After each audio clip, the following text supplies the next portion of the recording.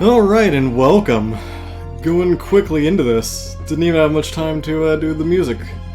So we're gonna go ahead and turn this down just a touch while they choose their scenarios. We shall switch to an actual music channel instead of my Star Wars intro because I don't want to burn it all out.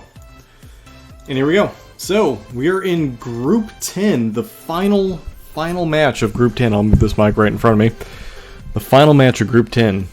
And it really will come down to, will Garn lose, or will Nerfley be able to take victory? Oh my god, and they're going to disarray and sabotage the vapes. Wow, right off the bat, going with some interesting choices. Ditching major offensive and battle lines, as well as breakthrough. So, we do have quite an interesting choice here. Let me turn down my gain. Alright, I think that is a little better. Check my peaks. Yeah, that's a little high. Let me turn it down over. Ooh, there we go. That's a lot higher. That's probably a little better. There we go. Less peaking. Alright, so this is what we left ourselves with. Transmission instead of vaporators on disarray and minefield. So let's go ahead and edit out the map settings. Meow. Kitty kitty. So we got transmissions, don't have to change anything there. Mines are the same. What we just need to do is change this bad boy to be disarray. And now we're going to have to go take a look at the lists. Alright, so as they're deploying, which should be fairly simple, we're going to go and take a look at our lists here. First with Nerfley. Oh, he's changed everything up. Of course, Nerfley being the red player here. We will have to edit his list. So, starting off, he's going to have quite a different list than what he had originally. Let me go ahead and just delete pretty much everything. Alright, so he starts off with the Emperor, with, of course, Anger and Esteemed. Because who doesn't have any those two stapled to their card? Following that, he has Royal Guards, and they, of course, have the E-Staff, Tenacity. Let's do a little bit of separation here, and Environmental Gear. Then he's going to have a series of Death Troopers, which is kind of surprising. They're going to have the config, with their leader and recon.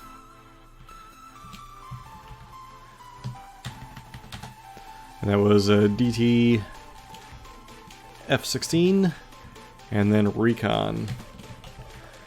Alright, in addition to that, we're going to have a series of Stormtroopers, 2 series of Snowtroopers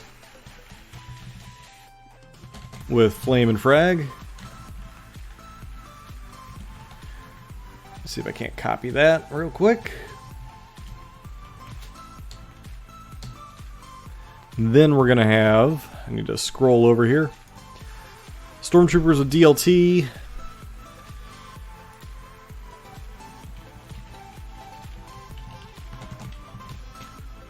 Another Stormtrooper group. They have Medic.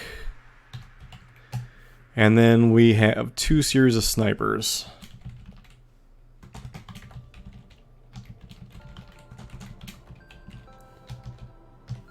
Alright. So that does it for this list. Oh no, I lied. Yeah, they do. Okay, never mind. That's just the mine that they haven't placed yet. Alright, so it looks like they're placing their mines now, basically right in front of each other's deployment zones, leading out to the objective marker. So let's go ahead and take a look over at Garn's list. It's a 11 activation list. So we'll start with number 1. Looks like it's going to be Veers. Need to go and eliminate all this nonsense. Alright, so we got Veers. Just naked Veers. Then we have Bosk with Hunter. Followed by what looks like 1, 2... Oh. Just 2 DLT groups.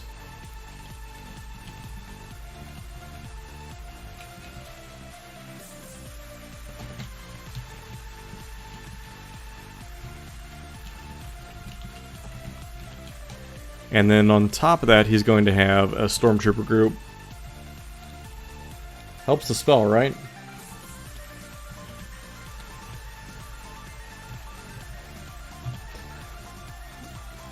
This Stormtrooper group is going to have a Medic.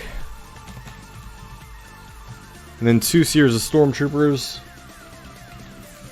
with... what is his name? We'll just call him Master Mech. Can I fit that? Not easily.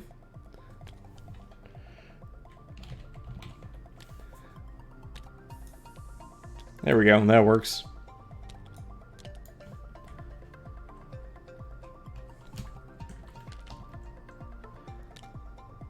And then they have 3 series of scouts with snipers.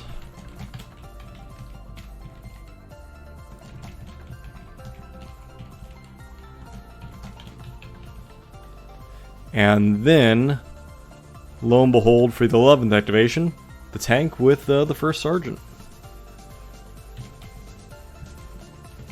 So it's going to be the close-in move and fire tank.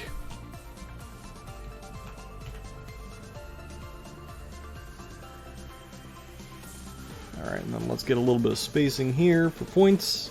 There we go. That is good. Looks like everything is now good.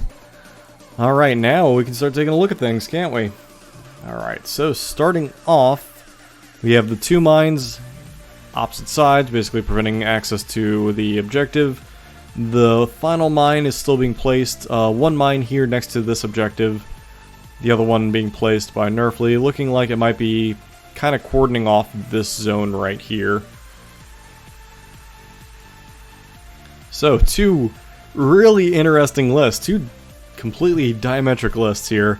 So Nerfley does not have a lot of inherent impact. The DTs would be a source of it, but they don't have their main character. They don't have the DLT, they have the character instead. The snows have no impact whatsoever to speak of. A single DLT will have impact. That's it. So, a whole lot of not much. Of course, Palpatine has Pierce, but that's only helpful if he rolls crits. Now, on the other side of the board, there's a lot of anti-infantry here. So the matchup right off the bat is kind of heavily favoring Garn. And as Groggy Dog points out, it really is kind of stacked against Nerf at the moment. We'll see once I start deploying and how it goes. The tank will have to deploy sideways, so at least that will leave it open for some shots. But you're either going to have to play the game of try and dodge and ignore the tank. I mean, this is a terrain-laden battlefield, so it is entirely possible. But there's quite a few things that you're going to have to contend with. A series of 3 snipers is going to be pretty detrimental to the Death Troopers. The medbot can only heal 2 of them, so there's not enough to really go through all 3 of these snipers. Palpatine can divvy out some wounds to the Royal Guard, but the Royal Guard are going to be susceptible to the snipers as well. Looks like Garn going ahead and dropping the DLT group immediately right over here. The mine placement is kind of cordoned in this one section here. I do not think that the tank can really deploy in this area because this giant machine right here, it'll have to deploy either here or more than likely over here and facing, honestly, could just face straight this way and just slowly creep up the whole time towards this objective. Kind of denying this access, leaving Nerf to have to walk around everything to avoid the fire and to keep side shots on the tank.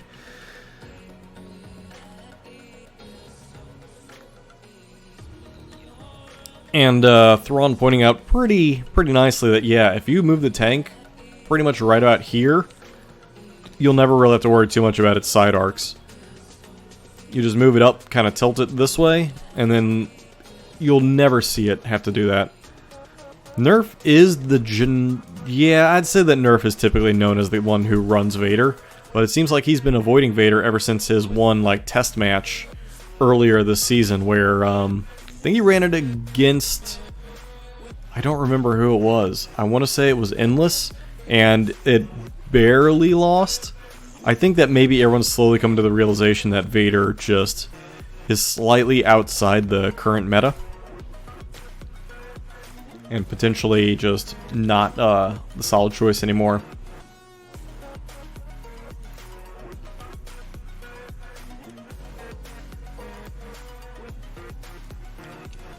Alright, so snipers being deployed out. Just looking to make sure that they're within correct range.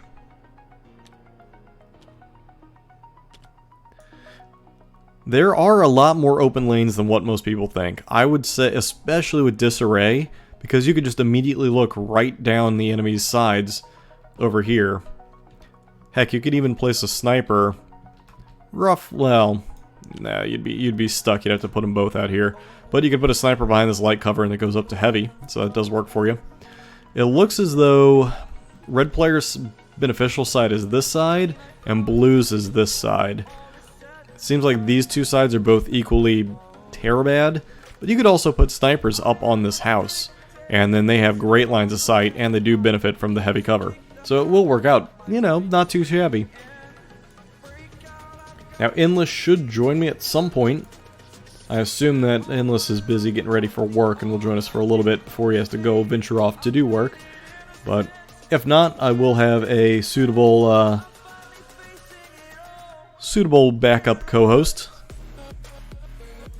So this match, I should preface, this match is going to be pretty much do or die. If Nerfley wins, and he wins by a score of 2 or more, he will advance. If he loses or does not win by 2 or more, he is out. So Garn has nothing to gain from this other than play the spoiler. It is definitely all in Nerfley's hands if he can pull it out. 3 or more, okay. I thought that the score was would have been tied, and so then what happens if it's tied? Will it then go to head-to-heads, which in that case Nerfley would lose out to Endless, or does it go to a different breaker? Because I thought that I just needed to tie it up. So then it goes to head-to-head. Okay, so yeah, he needs to win by 3 or more. So that makes it even that much more dramatic that Nerfley has quite the uphill battle this game. Winning by 3 in transmissions is easily doable, but you really have to control 2 points pretty much the entire game. There's no way to come from behind victory for this one. Anything is possible, but Again, the list that Garn fielded is heavily suited to take on Nerfley's list. But I guess it really comes down to how the variants in the red dice are going to be. It's going to be pretty interesting to see what happens.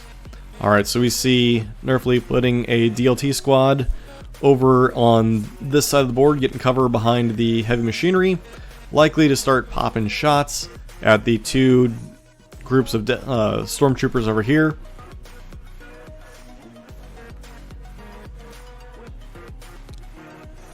Or putting them in a position to go and rush the objective. Also a possibility. So right now, nothing has been deployed in this quadrant. So far, snipers in this quadrant, which I think were pretty much a very early deployment. Really didn't need to put them there, but I guess I get it.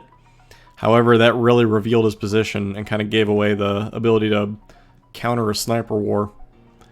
Now, Garn, of course, only putting down troopers at the moment.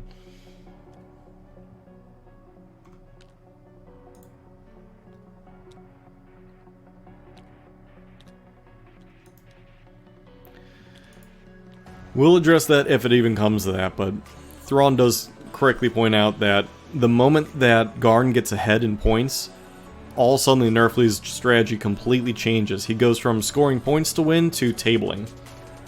Tabling will get the 3-point maximum to advance.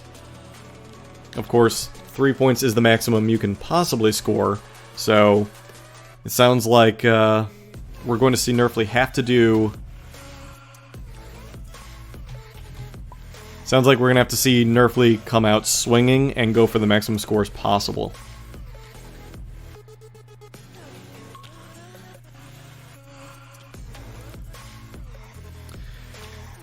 Gonna be joining me in this, or do you not have time with work?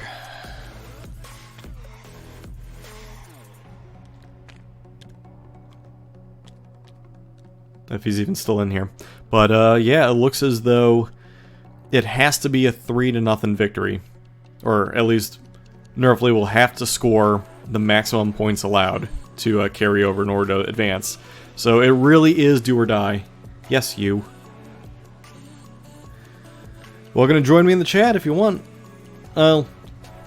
Invader Lee can join me, Enlist can join me, Kingsley can join me, whoever.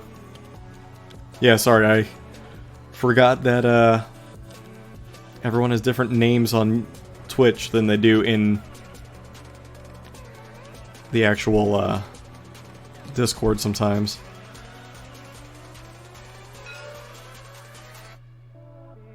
Alright, so it looks like snows are deployed. And we're going to see some snipers deploy now. Possibly in a position to try and counter the snipers that were already deployed by Nerfley, which I think was a little too early and a bit of a mistake. Because where this sniper is currently at, he has beautiful heavy cover, but he does have shots. And this other unit is not exposed at all. I believe it was forced, it would have been... It was the last one vetoed to, so it would have been forced by Nerfley.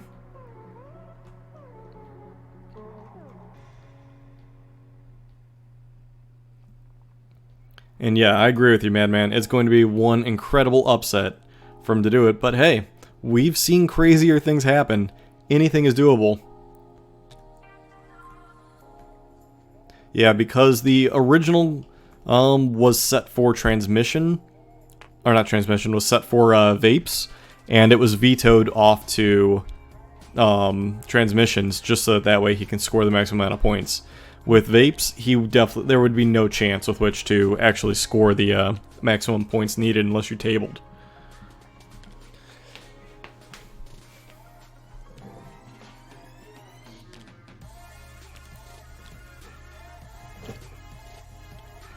So like I said earlier, you're definitely looking at two different types of gameplay here.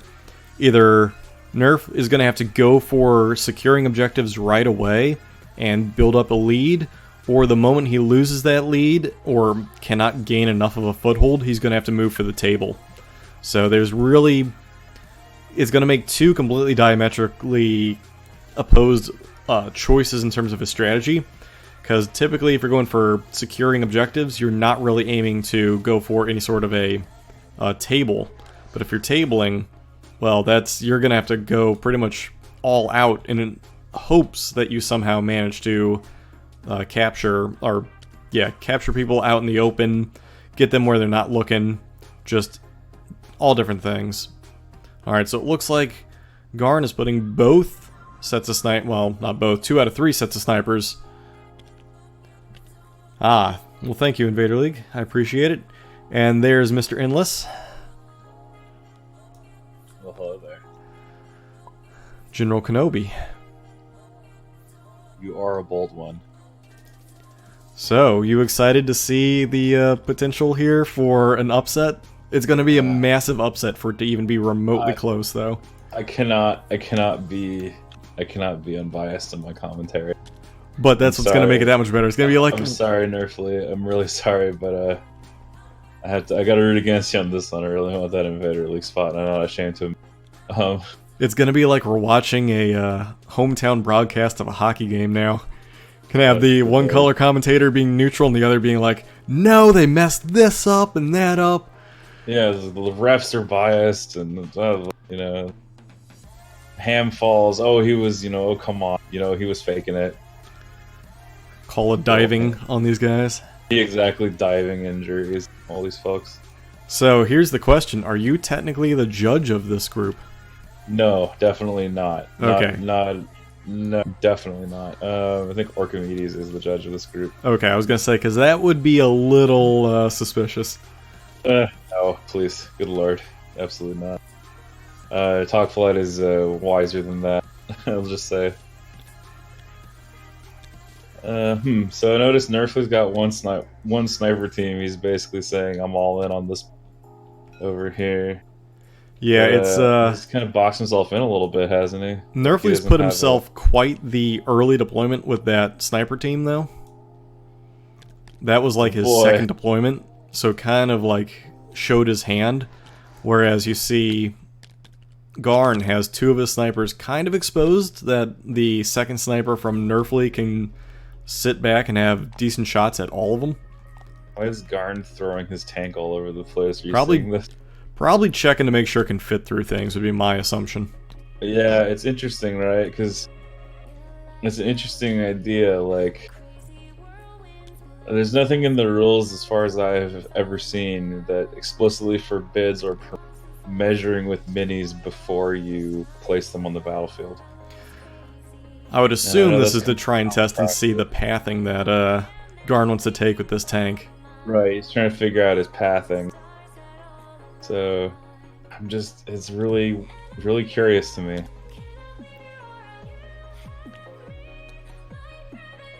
I wonder if chat can weigh in about this, if are they kind of okay, with people measuring with the miniature cream match. I mean, I'm okay with it.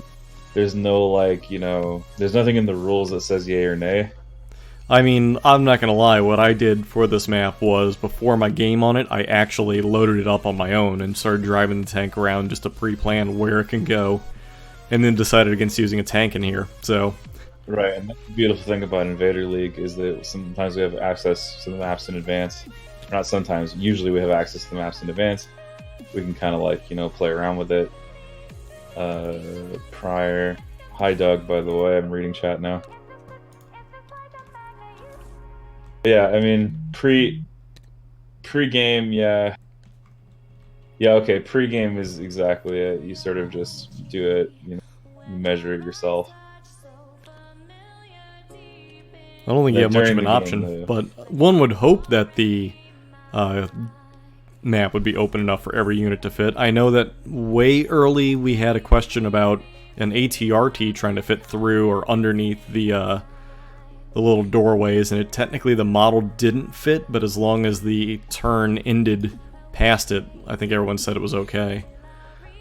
Yeah, it's interesting, right? Because we don't, as far as I'm aware, we don't determine, impediment to a unit's movement by the height necessarily. Or by the height of the mini. We do it by the height of the terrain, or the difficulty of that terrain. Disappointed that we don't have a double reverse list as screw tape. Wow, okay. You know, hey, maybe Garn's getting ready for it right here. Maybe this is the double reverse. Yeah, he's about to test it out. He's going to throw those stormtroopers inside the tank and double reverse his way all the way to the objective. Notice that tank is facing the wall, you know, so it's kind of suspicious. It's very suspicious. I think that there is a complete lack of units down in that bottom quadrant of Nerfleys that he's missing some opportunities there. And this is what kills me about this deployment. You know, Garn has basically boxed Nerfley out because of the board edge and deployment zone game here that he's playing. So both astromech droids clearly going with the tank. It'd be kind of silly not to. I mean, with that amount of droids and the tank itself, you almost have to just ignore the tank. You're not going to do enough wounds to it to get through the droids. Especially since Nerfley has almost no impact whatsoever. He has a singular DLT. That's it. Everything else is going to come from just luck. I'll be honest, as soon as I loaded in and I saw the two lists opposite each other, I'm like, oh man, this is going to be a very... I don't want to say one-sided necessarily. That's a little too strong. I'll just say it's definitely slanted or stilted. Oh, you can go ahead and call spade a spade. It heavily favors Garn at the moment. Barring some crazy luck.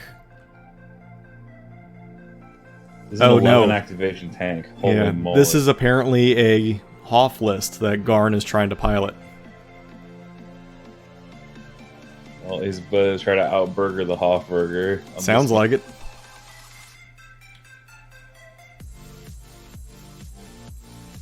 We need some good Invader League related, you know, some good Invader League related rhymes, like, you know, can't I don't know what's a good one, like, you know, can't hassle the Hoff, right? So that obviously, but I'm thinking like, you know, I think you just came up with the next contest. Yeah, during single LMs. Yeah, we should alongside the bracket challenge, because that's the most best Invader League related two-word rhyme in the correct formulation. Screw it, I'll put up a prize for it. Can't X the Y, you know. Yeah, screw it, right here. We have Invader League in the chat. He can confirm with me. During single LMs, I'll put up a prize. I don't know, we'll do... What's a unit coming out that we can buy or do or something? I don't know, man. I'll put up a prize of some sort. We'll just make it a mystery prize for now. But I'll totally put up a prize for best rhyme as decided by all the streamers. Or pun, whatever you want to call it.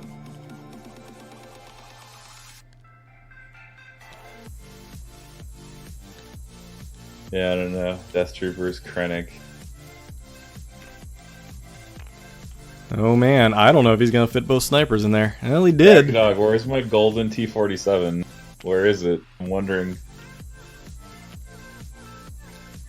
I don't think those fit in there. You know, oh, that's really close, isn't it? I don't think they fit in there either. Well, I mean, it fits in that little divot in the building.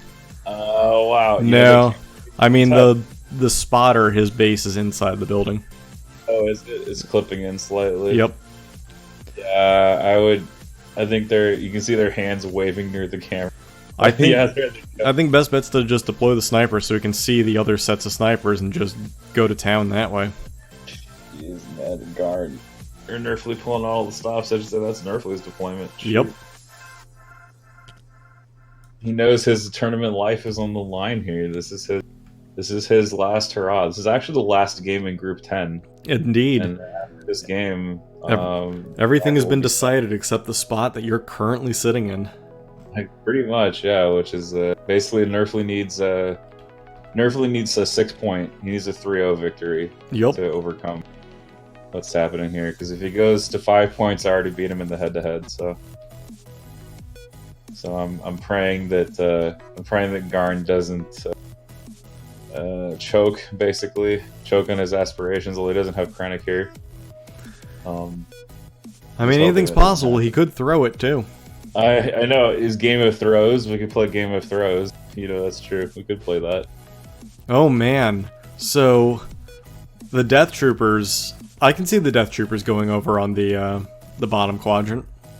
Yeah, the trouble for Garn, though, here, I'll just say, I was talking to some friends of mine about the idea that he could throw to put Nerfley in. That's actually bad for him because it makes his record lower, which means he has, relatively speaking, a stronger opponent going into round 1. Yep. His seed will be lower and thus his opponent will be higher. Yeah, so he has absolutely no incentive to throw the game. He still can gain something from playing his best. And there's still quite a few other than lulz. Yeah, I mean, make me suffer. I mean, it is also possible he could just want to screw you over. That is an option. Yeah, I know, but I don't know, man. I don't rate Garn now. Never guesting on my podcast again. Just kidding. I'll probably be outvoted 2-1 if I ever try to say that. That's the beauty of having 3 hosts. Madman pointing something interesting out, that the tank is far enough away that Palpatine could technically collapse the entire flank by himself before the tank even gets in range to do much. That is true. However, there's no speed bumps with which to throw at the tank just in case, because it could just shimmy its way through. Range 4 is pretty far, and front to back with that tank is as good as a move, probably move 3 for infantry? Yeah, man, like how long is that tank front to back? That's like a move 2 at least. Possibly a move 3. Just rough estimating, 5 That's models? Definitely a move 2. Yeah. Okay, interesting. So a double move from the tank would be like 4 inches plus 10 inches. It's like a 14 to 16 inch movement from the front of the tank to front of the tank. Yeah, roughly speed 2.5 is what Madman's calling it as. Yeah, so that's like 13 or 14 inches there. Yeah, you can get some serious distance with it if you need to put the gas down. Yeah, it is not slow by any means. And especially with nothing threatening it from the rule book side of the board, it can just hit the gas and go and not care. Because again, just wait until they put like an engine upgrade style upgrade for vehicles into Legion. Oh god. Suddenly the tank can do a speed 2. Or like, yeah, it can increase its speed by 1. Basically, the Rider Azadi is that upgrade card. It's just that going faster than the land speeder is not necessarily better because the compulsory move. I mean, it gets you there. Speed 2 on a huge base gets you there pretty quick. Speeder, speed 4. Yeah, if only there was a speed 4 template. We can make jokes about the speed templates, absolutely. Yeah, you just have to do the whole... Death Troopers, holy crud. So Death Troopers definitely going out on their own. Gonna be fighting the tank. That is insanely risky. I mean, at this point, it has to be high risk, high reward. It looks like he's going to try and get him in position to deal with the snipers early. Death Troopers versus tank. Wow. Yeah, I'm curious too. I wonder what if they can catch the tank in the weak point, they might be able to get some good damage in there. The biggest issue I see is the medic droid is over near the Royal Guard. So the DTs are kind of all fending for themselves completely. Did Nerfley calculate that he can't compel himself with DTF-16? That is true. So suppression's going to be less of an impact over there. Yeah, and this point is basically his to take. But, again, don't forget that the tank does have 2 groups of stormtroopers with it to provide some escort and repair service as well. Especially the snipers. As chat predicts, this first couple rounds is going to be a race for the objective tokens. This is going to be bold prediction here, but I would say that within the first scoring round, I think we'll know how this game's going to go. That's probably true. I'm curious about how much damage they can do to each other. Well, if you see Nerfley's army is quite safe. Speaking of the Emperor, it's quite safe from your pitiful little band. Yeah, everything is behind the giant wall. So here's what I predict. Okay, I think he's gonna go if you're looking at Nerfley's deployment zone, he's going to lunge really hard towards the center with Palpin Snows and try to abuse the line of sight blocking as much as he can with Snowtrooper Peekaboo to cut Garn off from the middle.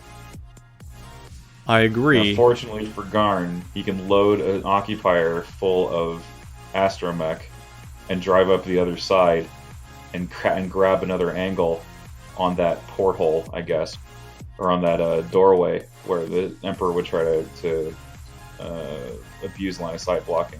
Yep. So Garn can just open another angle, and hopefully he can do like a pincer move and just basically control that dock.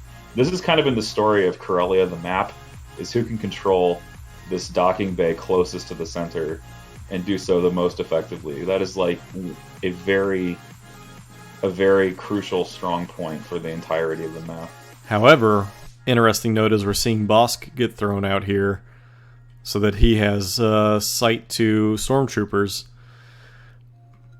I don't really see Bosk's bounty really going to come into play too much, because he's going to act almost more as a infantry denial than anything else. Of course, Veer's also going down.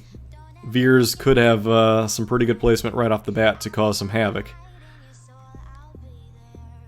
People in the chat saying Bosk is bravely placed. Now, he is kind of out in the open, but I don't think that he's a primary target for the snipers. I don't find his placement that incorrect, frankly. It's definitely open, but, you know, basically things will have to move into him. I think he's measured. I think he knows the snows. Can't really get there, and Boss doesn't really care about 1 to 2 wounds from a sniper. He really doesn't. He wasn't going to save them anyway. He'll just regenerate them. If Nerfley does try to peek out, his snipers get gunned down by Garn snipers. He's got more firepower in that department. Yeah, I think Garn's best move is to almost ignore... Nerf's best move is to almost ignore Bosk and kind of focus down the infantry and collapse the whole side with Palpatine before the tank can respond.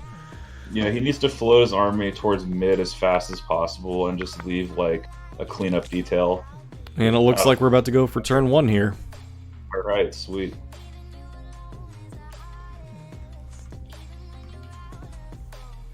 Now, I would imagine you're going to see either...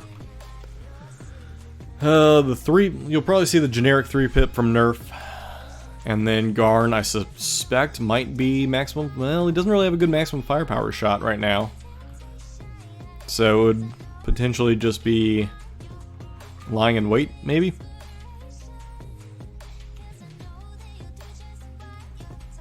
Possibly. Like, it's a decent one. I don't like it as much because I think Boss does want to move and shoot. There's no doubt about it. But it's the timing of it all. And I think where Boss currently is, he can quickly get ignored when stuff gets around the corner. Thank you for the follow, Canadian, by the way. A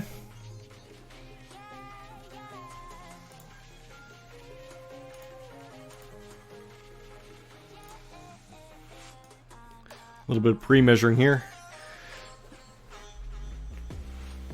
Veers could move up. Veers could even get up likely on the walkway and have great shots in if he wanted to. So ambush versus what was it? Oh, it's Rampage. Versus Rampage. Whoa, a turn 1 Rampage? That's wild. That seems interesting. I mean, now the question is, do you go early enough?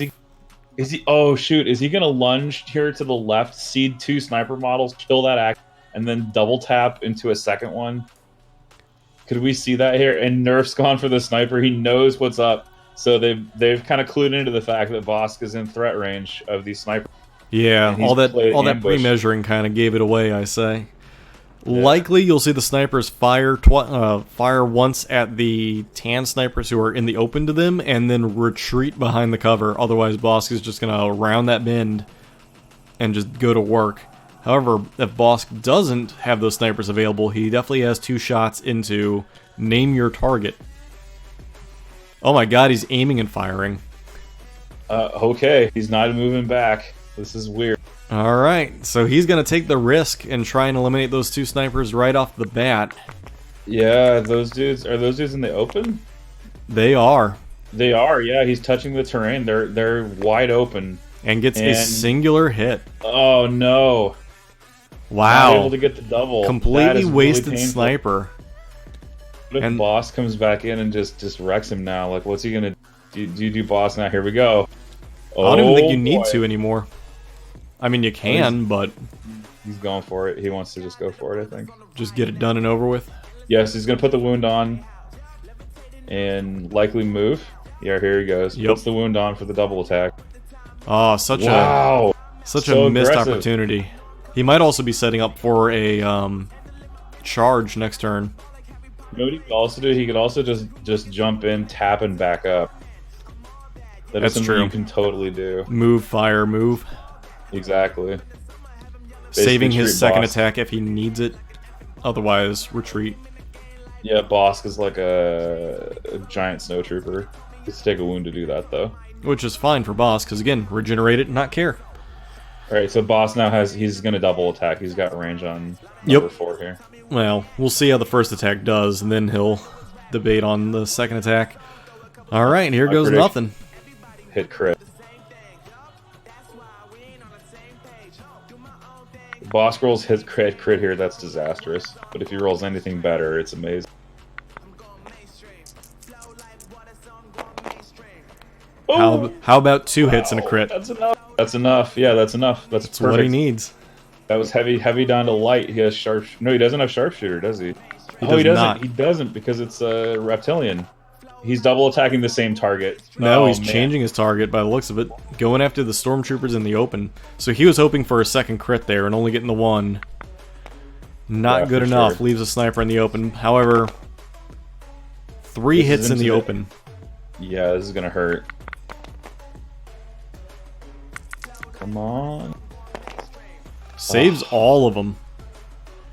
Already the saltiness coming out from Endless over here. Oh, not even. People know what I mean when I say Empire doing Empire thing. Well, red dice are gonna red die. That's actually a Garnanana, probably not. It looks like he'll be able to get a second shot off at the sniper if he chooses with pole, but however, the snipers over here are gonna aim and fire. I suspect at the snipers, he has his choice of either sniper. Looks like he's going for the one that he shot earlier. Gets a hit, he needs 2 hits. Gets the crit, and there goes that sniper unit. Before it even activated, right off the bat. But it cost him 2 sniper units to do so. Yeah, he's leading off with strong here, eliminating a full-blown eliminating us within the first, like, 4 activations of the game. 1 down, 10 to go. Yeah, exactly. However, he burned 2 to do it. He's trying to bring the pendulum back his way. He knows he's out-activated by going into the game. You know, still has 1 activation above him, as he only brought 9, so...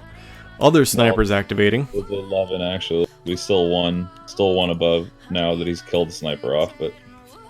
Anyhow, number 10 here. Trying to get away from some DTs, I guess. Those DTs could just wallop those guys if they're not careful. So here's a question for you. Sure. Do you view Krennic having gloves or having bare hands? I don't remember what he's looking like in the movie. So a sniper shoots, hits a crit, and then misses with the surge. Did not take the aim, so he's going to be able to run away. Interesting. Everyone, well, Mad is saying Krennic is definitely a glove guy. I think so too. He seems like a glove guy. He doesn't want to get his hands dirty. That's why he tells them to deploy the garrison. So popping... It is a glove wear. Where did this originate from exactly? Me painting mine. Oh, I see. Yeah, he's a glove person.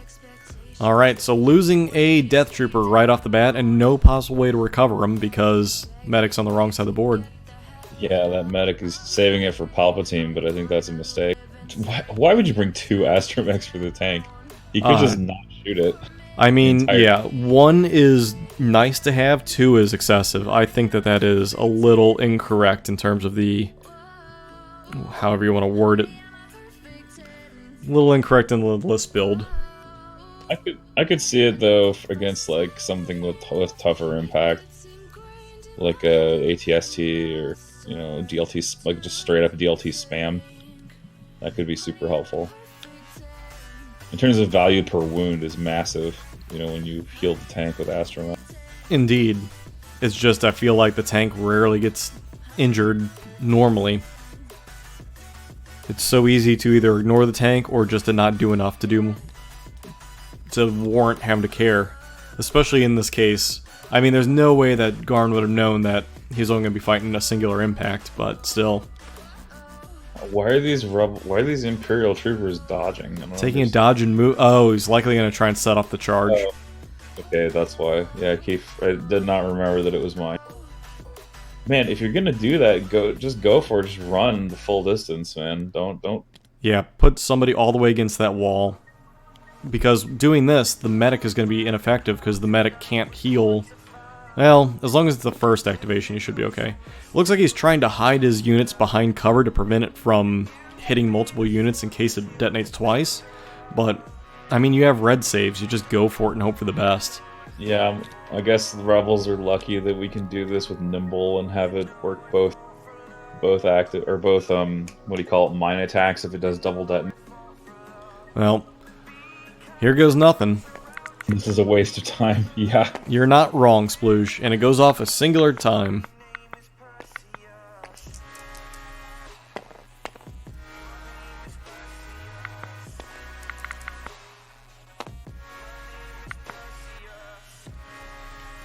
Alright.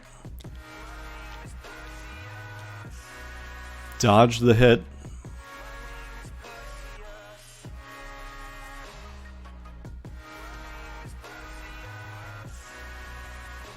Wait, why did he roll 1? Oh, it was a double hit, yeah. It was a double hit, dodged 1. And then saved the other. Yeah, I agree with you, Madman. That dodge was definitely not worth it. I think you should have just double moved and gone. Yeah, at this point you have to just collapse that distance and hope for the best. Alright, so... It would not surprise me at all if Garn just cedes this side of the board and just walks to the middle and says, I dare you to come out of this height. He could just easily swing both sides of his army towards the center here. And, I mean, basically just be completely fine. I mean, Nerfley will be totally boxed in. Struggling against, keeping his units alive until Pal can get there for the Now You Will Die turn. But a lot of this game will hinge on the Now You Will Die and whether it's effective. I mean, it's almost true for every Pal. For maps like Intercept or maps like Corellia with Intercept especially, you need to get that Now You Will Die rolling. Yeah, and it's going to be so dependent on the dice variance too. There's going to be setting off both mines here at the same time. Looks that way. Yeah. All right. He's doing mines. He's doing double duty. Oh, does not go off. That's actually not terrible. And this other one doesn't go off either. Double blank, neither mine hitting. That's somewhat dangerous. 2 failed coin flips there for Garnanana. Or were they successful? You decide. Now he's going to have to risk another unit to do it, though, and that exposes 2 units. Yeah, generally he wants to go first. Mines went full yellow. Watch both mines go for crits.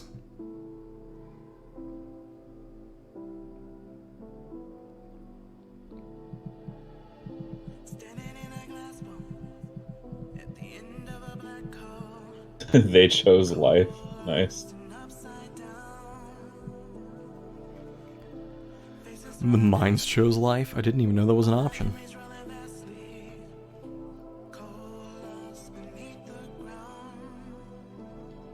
Madman saying that the mines are doing a Sabine run and trying to catch as many people as they can. They got inspired by her shenanigans. Oh, blue snow's here. I think their best bet is just double move up, try and get positioned for rounding that hangar door next turn. And Nerfley is he's just in a tough spot.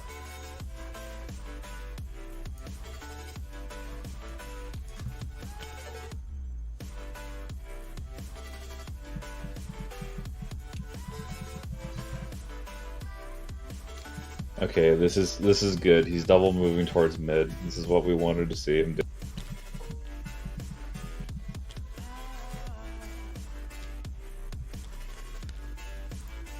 Alright, advancing up, taking some cover behind the hollow ad. I don't think they're really going to be at risk this turn, though. There's quite literally nothing that can shoot at them this turn. So, really just need to be in position to round the bin next turn and start barbecuing. However, drawing a trooper token, take your pick between DLTs at this point. I think that you're going to see the Astromechs go last, as it's kind of not relevant.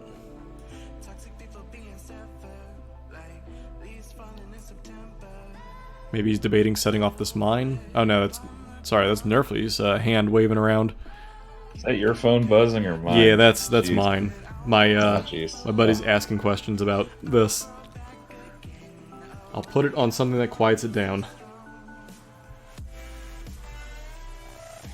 Could have sick pull the strings this turn to give into your anger with Peekaboo Snows. Yeah, that is definitely a strong option for Mama and Rambler. I completely agree. Garn does need to be careful about stepping too close. But I think now Garn is in full skirt the edge mode here. As you can see, he's double moving the Stormtrooper squad just across the bottom of the board. Nothing really threatening them. Exactly, Starscream. It's amateur hour up in here. Hey man, not paid enough to be that professional. Me either. Alright. Hey, I have myself an overlay that I hand built. Get on my level. Oh, wow. Dang. Not to you, to Starscream.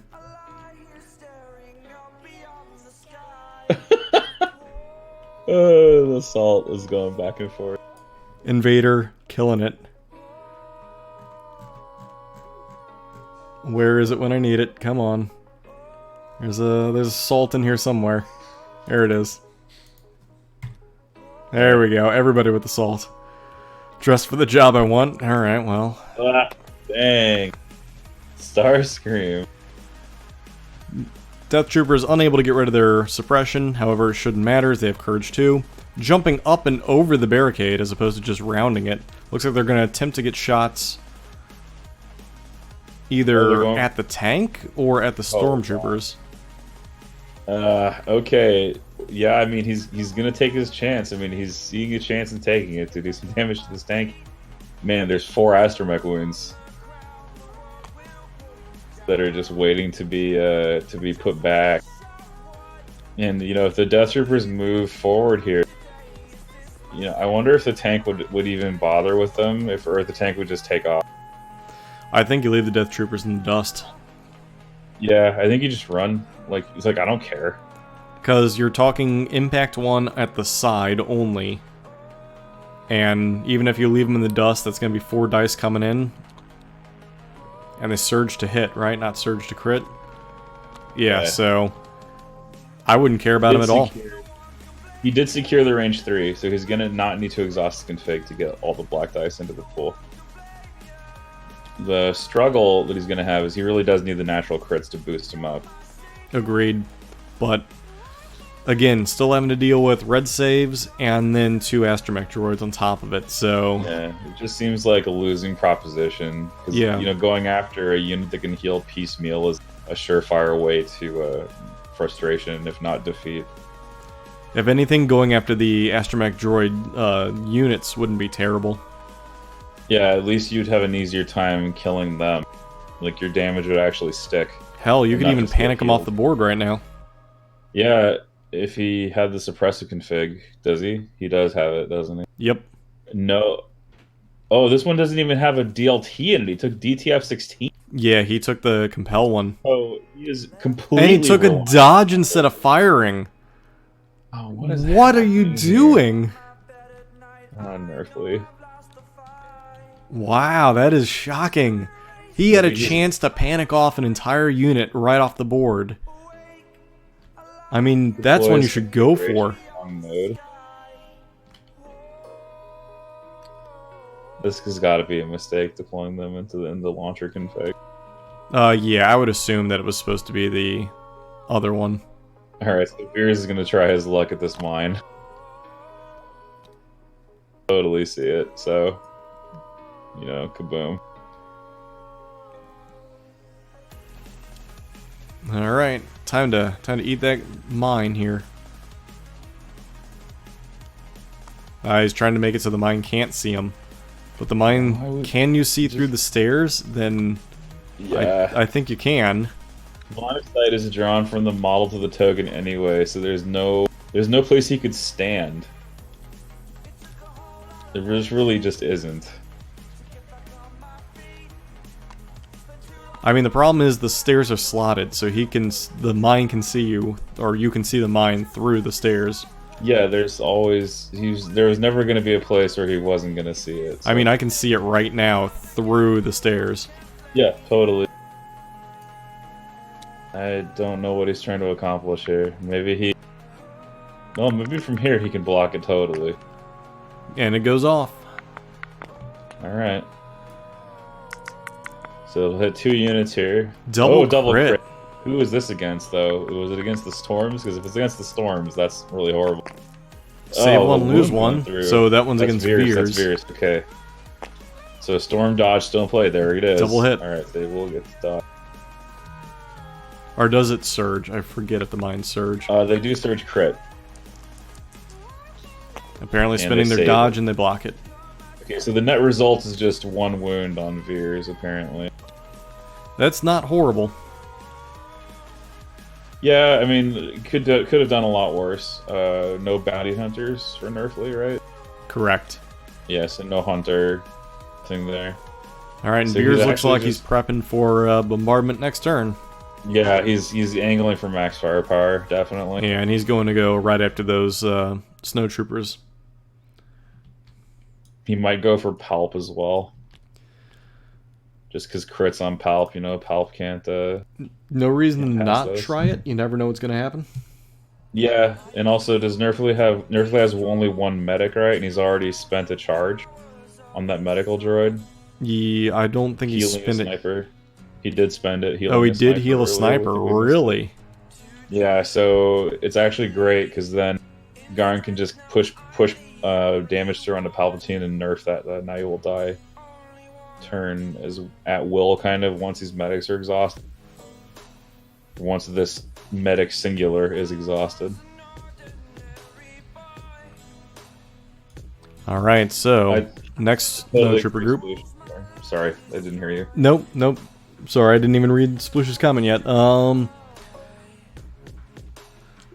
Yeah, conceding the left objective to Palp. Yeah, probably likely trying to just keep out of the Now You Shall Die card range. Or at least only making it so a singular unit is going to get zapped and it's going to be just a complete waste. And then slowly walk everything over and just take out the Death Troopers and Sniper. Because there's nothing else defending that side of the board. It needed a DLT at least over there, or the medical droid over there to bring the Death Troopers back. Hoff, it's almost as if this list is something you created, and Garn is running it blind. Almost. Call that burger time. It's burger time.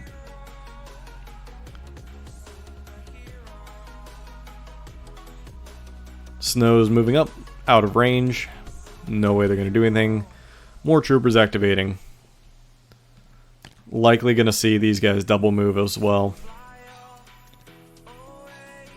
And this will be telling. If these guys double move in line with the pink, then that tells you what you need to know. I don't have a hamburger. Oh, that'd be a good one. Do a Hofburger emote. Yeah, man, Hofberger, you're like, your reputation precedes you, my friend. Yep, here he goes. Yep, that tells you off everything to you the need to races. know. He's moving everything off to the one side, likely going to focus on the center and then also the side that only has a Death Trooper and snipers. Reputation or infamy. Infamy would imply something different. It's reputation. Yeah, I'd be willing to go with infamous. I'm okay with this. If Hoth I wonder if wins he prefers Invader infamy. League, then it'll be infamy. The first one, then the other. Thank you, Tall Boy.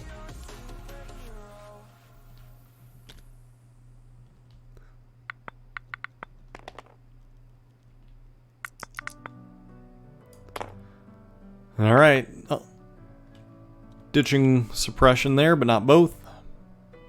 Singular activation from these guys. So the boss tap working there to keep them suppressed and compel nowhere to be found.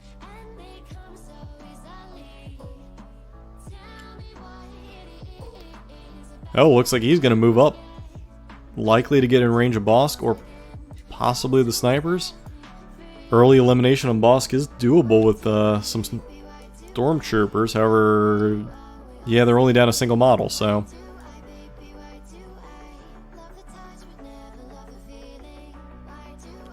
He might be trying to split fire between Bosk and the snipers. I just say light up Bosk. Well, you can't because he's setting up for next turn.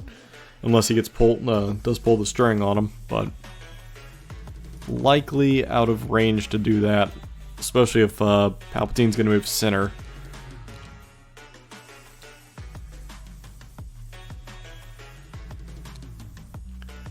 Definitely seeing a rock, paper, scissors match where Nerfley took scissors and Garn took rock. This is going to be one giant uphill battle.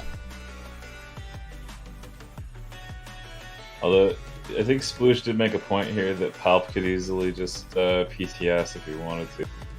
He for could. the range 3 shot. He could do that. You're looking at, it's range 1 to 2, so you'd have to do it. He's in range currently.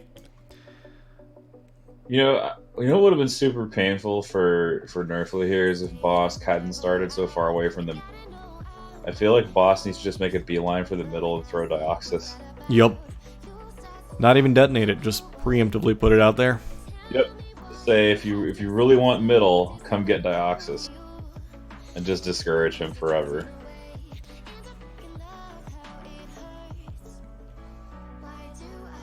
Alright, looks like the first astromech group is going to start moving out.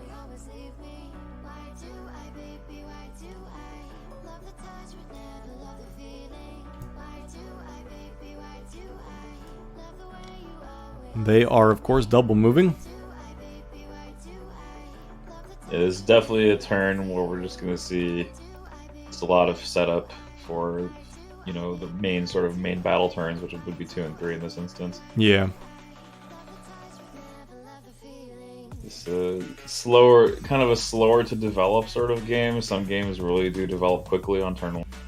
But the way they've deployed with disarray and the way that the map kind of is divided by the heavy amount of, you know, line of sight blocking and impassable terrain in these, you know, fences and solid structures, definitely slowed down the meeting of the two armies. Interesting that Garn is deploying some of his troops forward a bit. Yeah, I'm wondering. I guess he's trying to cover them from the DTs. It seems like that's the point. Yeah, they're shooting fish in a barrel next turn. Yeah, they don't even have to move. Sit fire all day long. You know what would be really fun? If Garn took this tank and put it sort of like just blocking the doorway. Oh, wedged it in there and then provided heavy cover to everybody? Right, exactly. And plus it's also capturing or helping capture this transmission. And the funny thing is, Nerfley doesn't have anywhere near enough unit leaders to actually contest it. Yep. And, you know, Veers with these 2 stormtroopers in tow are about to come make sure that stays.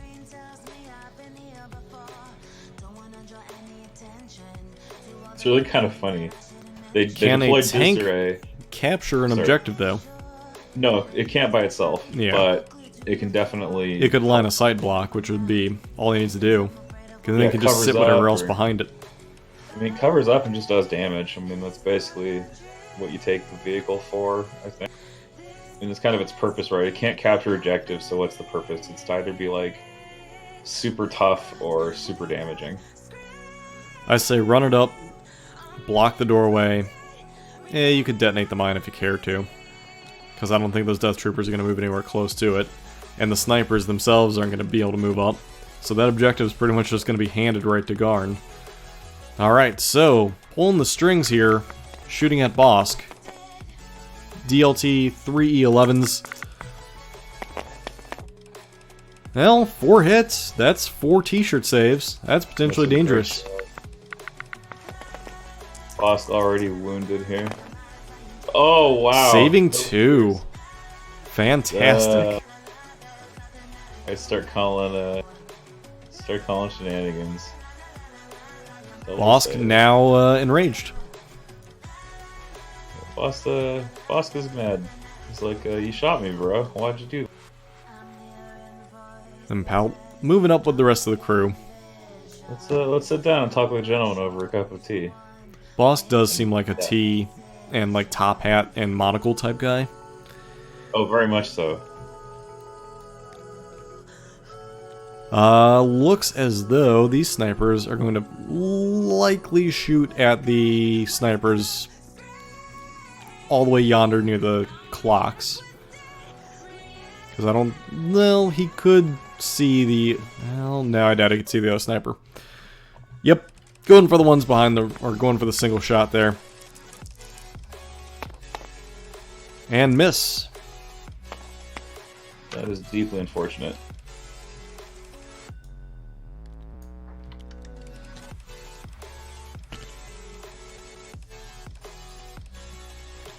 We just see the single sniper getting killed, and then it being replaced in the back with the spotter.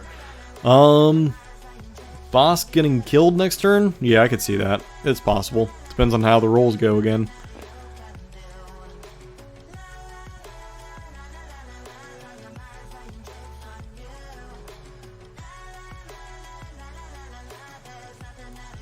Well, the Royal Guard needs to probably advance with everybody else. I don't see them being of any use rounding the bend the way that they're currently pointed. I don't see the point of this one. The point of this move? Yeah, Oh, that is the wrong direction. For that is sure. quite literally the opposite direction of where they need to be heading. Yeah, I don't. It looks like he's trying to set up to go and shoot Bosk, but that's like a complete waste of their abilities. Bosk is almost irrelevant at this point because he's going to be focused on just the guys in front of the machinery. Now you just exposed your Royal Guard to Bosk, who's just sitting there as bait.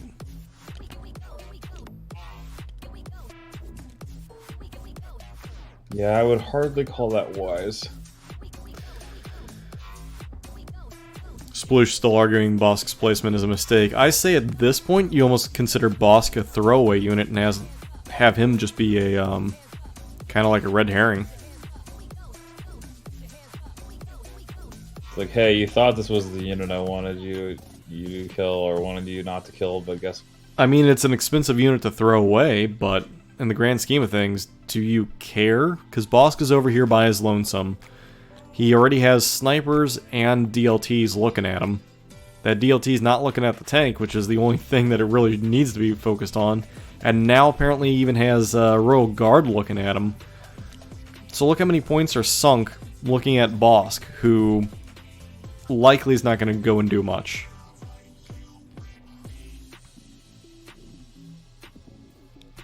Yeah, to cover that side, but nothing's on this side.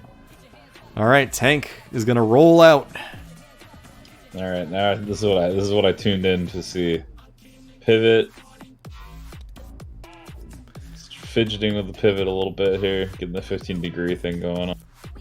Yeah, I get the idea of the move too. I just not sure I'm I like it, but I get it.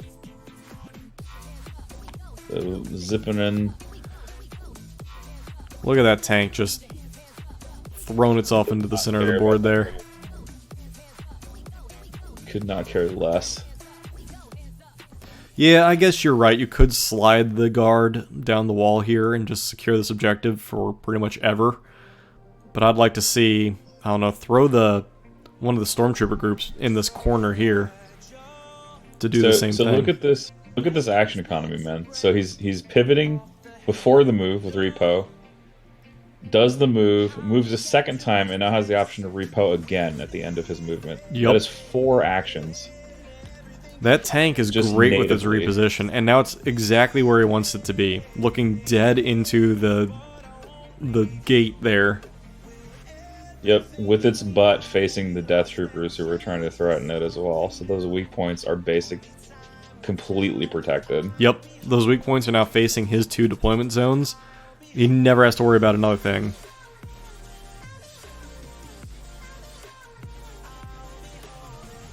So much economy, and it got to the center turn 1 even. Like, Well, like we called it, you double move it, and that thing just books. 6 actions technically, yeah. Yeah, well, does he get 2 aims? I believe it's per move action you gain after you perform a standard move action. So yeah, if he performs 2 move actions, he gets 2 aims. It's not like he can use them, but he still gets them. Yeah, man, like if you could pass a standby token to that thing off that'd be pretty fun. That'd be silly. It'd be really fun. Now, did you see the GIF on Reddit of somebody who built the tank and completely magnetized all of it? I did not see that. It was. Although you read Reddit. It was a beautiful thing. All right, mine detonation on the tank, I guess. Nothing. Yeah, you're just gonna 0. Yep. A whopping nothing. Yeah, Beefer knows what I'm talking about. The crates were all magnetized, the crew was all magnetized, the guns were magnetized. It was really, really well done.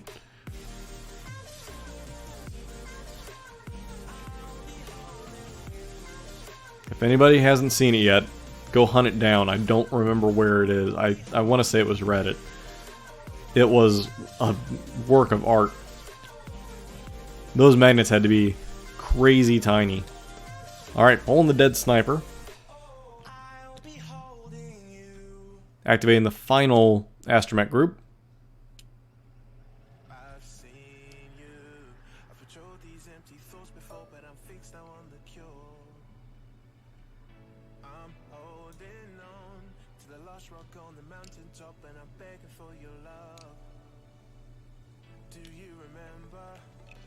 Trying to just get that perfect shimmy move in there. And double move right on top of the objective to be, he's gonna be in the open of the Death Troopers, but... Yeah, so Nerfley, I guess, wow, it's hard to... Nerfley ran out of acti. He just ran out. Yeah, it's joys of 9 versus 11. Yeah, this turn 1 has been an hour and change. Well, that's including deployment, but... That seems to be about normal, though. It seems like the deployment and turn 1 take about an hour, and then it's quickly picks up from there. Yeah, I'd say it's normal-ish. I definitely think that slow. if you were to start turn 1 on after deployment, the games would be a little too long. Trying to keep everyone out of line of sight of the DTs. Yeah, starting the clock would make it a little long, yeah. I think it was a huge missed opportunity that those DTs didn't move out, like along the board edge, and just take shots at the stormtroopers and try and get them to panic off the board. That'd have been a huge swing if they panicked off the board. And there was a good chance of it, too. I just wonder how he creates value from this point on. Like, he's gonna just shoot crappy storm squads and heavy cover for the rest of the game. Like, that doesn't seem very valuable. Kind of looks like that's his only option. I think missing that turn 1 panic was massive. Also, I suspect here you're going to see maximum firepower, and I have no idea. Likely. Yeah, the DTs dodged. They had a perfect opportunity to scare off a Stormtrooper group, and they didn't do a thing. Hey, does Art Map proc off a pivot? Does what proc? No, it's not a standard move. Is it? I thought it was a... Okay, just standard move. I guess you could, like, do, like... Ooh, It's Hoff funny, 'cause, calling like, Dioxys. With reposition, here's the funny part. With reposition, you could technically make like a move that's like a millimeter. Get your aim token and then pivot, reposition to pivot. There's nothing in the rules that define how short or long a move, or how short a move. Exactly. What is Oh, and there's Dioxys and entire Legion. Wow. Well, alright then. Charge. I guess he's gonna try and nail the guard, the orange stormtroopers, and the white ones. Yeah, he can't be using this for the charge. He's got to be using it just for the pip. Yeah, just to get him out and moving. Yeah. If nothing else, the grenade's worthless because he can just double move and get into combat. And of course he has that charge for whenever he wants after. It's not like he needs to use it this turn, so... He could just run with Bosk, like he doesn't care. He could just run away. Ooh, Sploosh and Hofberger trying to debate what to do.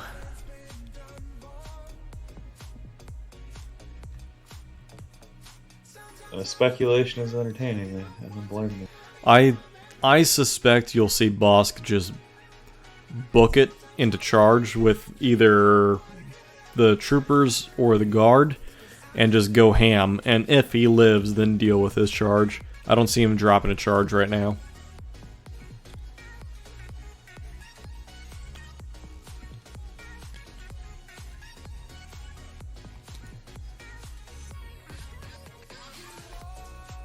Bosk only has Hunter, not Tenacity, so Starscream thinking he is going to throw the charge. I mean, it's possible. He will have range to do so, and he does have a beautiful target. He needs an action. Yeah, there's no way in heck he's going to be in range of, like, damn near anything. I mean, maybe just, like, maybe the Nope, it is within range of the guard and the Stormtrooper. It just seems like such a waste of Bosk here. Well... Just playing suicidally, basically. Trying to slow Nerfley down. I guess. Yeah, he's out of charge range, though, so there's no way that he would have made contact. Except the guards can now charge him if they want. Yup. That is the guard leader. That would be a fun little bait there. Okay, so this is neat. I kind of like this. Because now he can dip back out of being charged here. He does have to suffer the mine hit. We will get a chance to regenerate, which is kind of nice. And by moving into this cover, though, that works in his favor. And Bosk dying to the mine. Mine double explodes, takes out Bosk. That's possible. So I can always risk it. You ever play, you can play miniatures games with deadly terrain before you know how silly that is? Yup. Man, I remember playing second and third edition Terminators, deep striking them off the table. Plenty of times. I'm just gonna roll my, was that the randomization dice, scatter die, and then 2d6, and whoa, 12 inches directly back off the board. Okay, cool. Yeah. Charge my, Arch General of the Apocalypse across this deadly terrain and roll a 1. Seems good.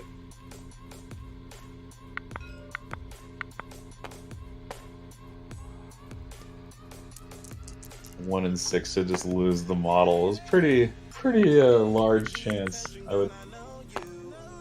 So why is he detonating it now instead of after his move?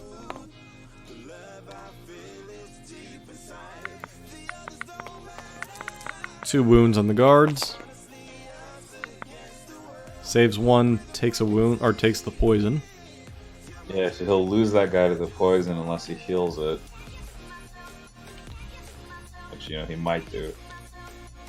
I mean, the medic is right there, why not? I find it interesting that Boss didn't move first. So he, in theory, should take... Yep. Well, he has to. He has to detonate now if he wants to get it now. Really? I thought that we decided otherwise. No, that's not it. I don't think you can do... 2 wounds and a poison. That's kind of huge.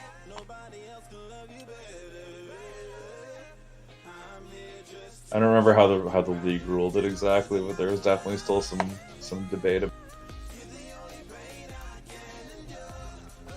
See, that doesn't make sense why you can't detonate it off that free move, because otherwise you're always going to bomb yourself. Well, like, not always, you can just wait. But, you know, I get it. Like, as written, it's not correct, but intentionally... Yeah, ouch, no regen. No regen at all. There you go. Oh, you did rule it that way. Yeah, Ugh. man. That was a bad mistake then on their part. Bosk is dead. Yeah, that's a very unhealthy lizard. I think Bosk should have 1 more wound from the poison. And he ended his activation, so that means he should take that poison as a wound. I think they're doing it wrong, but I'm not a judge. Alright, Snowtroopers. Moving on out. Intervene, so I can't help you there.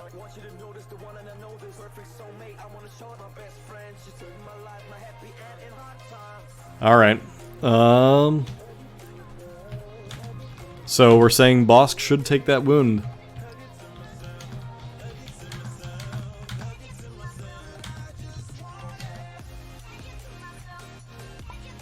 Yeah, Talkful, I know why we ruled it that way, but I still disagree with it.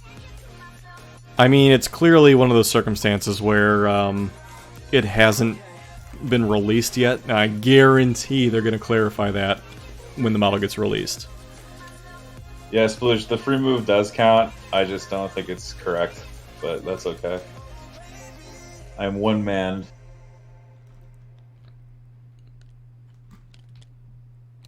I just feel like it's just too economical, but that's just me.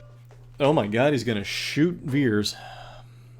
Okay, I guess he can do that. He can try to dumpster his command card. Veers still has all of his commands in the tank, so shooting Veers is not a terrible call here. Getting 2 hits, one of them all is of Veers' ditched. cards is bad here. Ah, they're saying he's in the open. Veers taking a wound. Sure, Sploosh, sure. I'm sure they said that.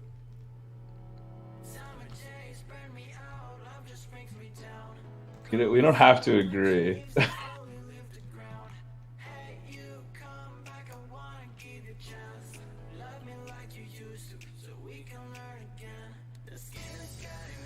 In the grand scheme of things, they'll FAQ that the moment the models are released. It's just one of those that they don't make those rule updates till like, what, a week or 2 before they're released. Of course, and like, of course, because we play with as many spoiled models as possible here online, we create this like gulf where, you know, there's like unreleased rules interactions, and you know, we've been dealing with that for years. Yeah, but I mean, make the best of it. It seems to be good enough that we can play with them. I'm just registering my dissent, that's all.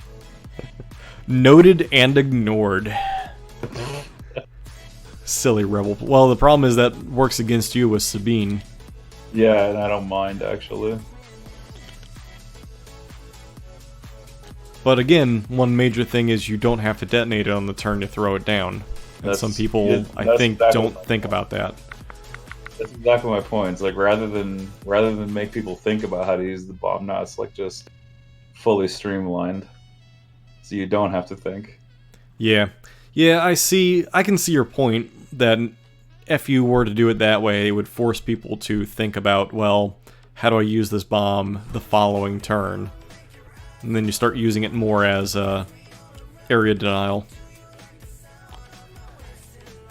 It looks like the medics are gonna attempt to maybe move to heal Veers. That's at least what Hoff is saying.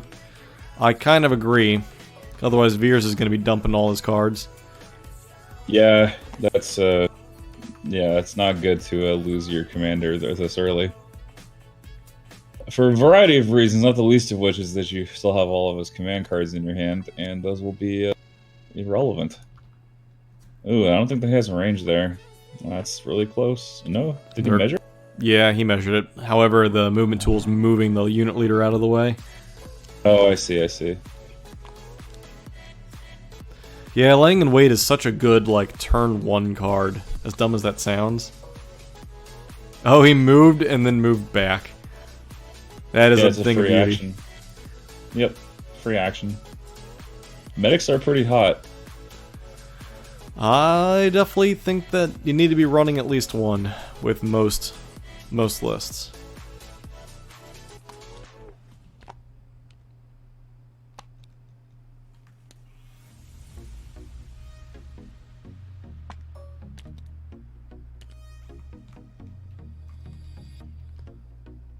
Garn double checking all his angles, trying to make sure he's not going to get barbecued.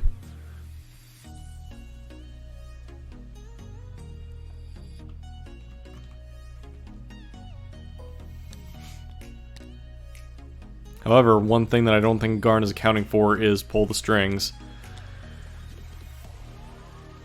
Red can pull the strings around that corner and barbecue all of the tan troopers.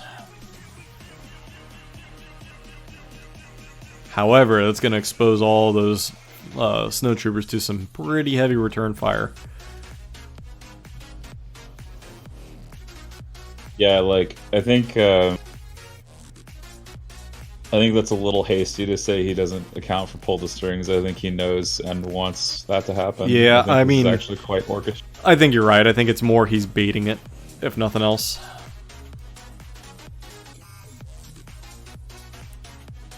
I think here you don't want to activate red yet. I think that this is a little hasty. I think you want to activate the medic stormtroopers, heal up the Royal Guard, and then that buys you another activation. Yeah, or so Bosk went for a kill on a sniper acti. It didn't work out for him. And then he's Dioxys on the fringe of Nerfley's formation to try to slow him down. But he failed his regeneration roll, so he is likely this turn. Yeah, sniper activation is gone for Garn, not for Nerfley. Yep. I don't know if Garn's behind, but he's definitely going to have to play it a little differently. I think his initial strategy is quickly changing on him. Not sure if he caught these storms in the open or not. From the unit leader, it looks as though you've got 3 in the open. I would say you got 3 in the open.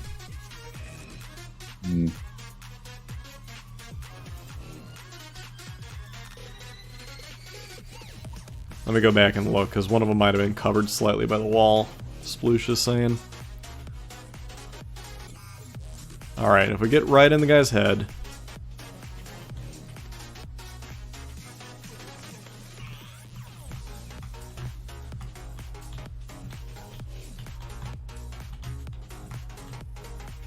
This is probably about as center as you can get. I'd say you have 3 full models right here available. This one clearly concealed. This one concealed by light. This one barely obscured by light. So I'd almost say it's 2 and 2. If it is tied, then you'd award a level of cover. I think the highest level. Yeah, it goes up, and it looks like that is indeed the case. Well, it doesn't matter because rolled a crit. Yeah. Oh, look at that. Shot one, got one.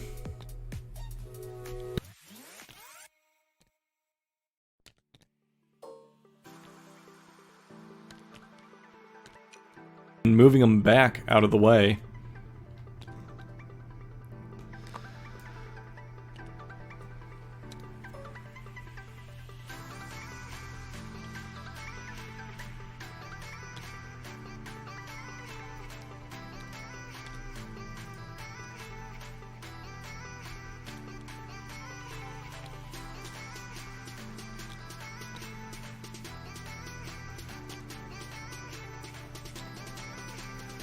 Alright, Garn debating which troopers to activate. Looks like he might.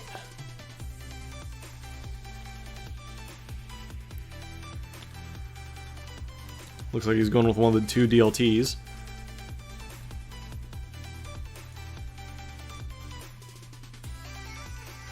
And it's worthy to note here that he did this peekaboo and then skirted to the opposite side to hide those snows from the T being Nerfley in this case. So I think that was actually quite a skillful play. He managed to get them closer to the center without exposing them to damage. Yeah, However, the return they would fire is not going to be scoring very, this very round because limited. it's- It looks... I don't have a good measurement of range. It looks like, based on what they just showed, they're going to be slightly out.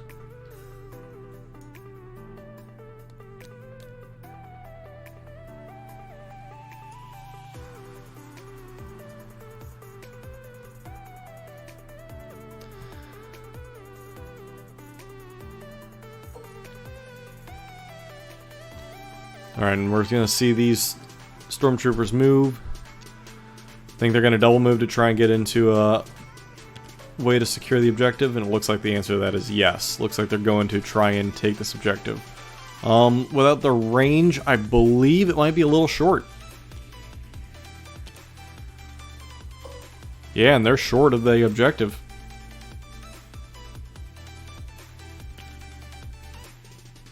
Still short. They're short by almost a good, like, model or 2.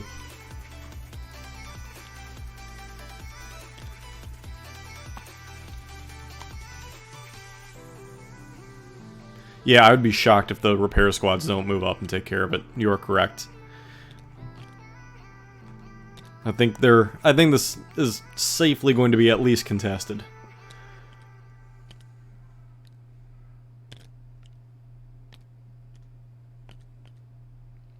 A little bit of unit adjustment, and then onward and upward. Alright, back to Nerfley over here. I think the safest bet, again, is to activate the medic, run him up, heal that, that poison off the Royal Guard.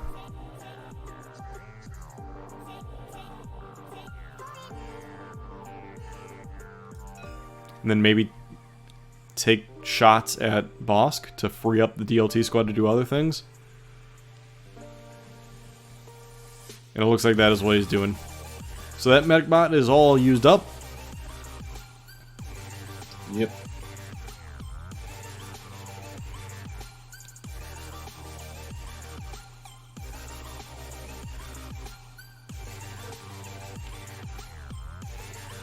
And for clarification, that pull of the Special Forces token was likely because he just forgot about it, but he is within range of Palpatine, so they might have just agreed to accept it. So it looks like the medic stormtroopers are just going to roll up and secure this objective over here on this side. Instead of taking shots at Bosk, that's probably going to go to the orange stormtroopers with the DLT. You know, I feel like even if Boss dies, I think he was an effective distraction here. I think that was a very good idea. If nothing else, it bought Garn a turn with one of the units being suppressed, and then a good, what, 2-3 units worth of turn activations this turn? So. Alright, pulling a trooper unit. Looks like Garn is definitely going to go with one of the astromech units.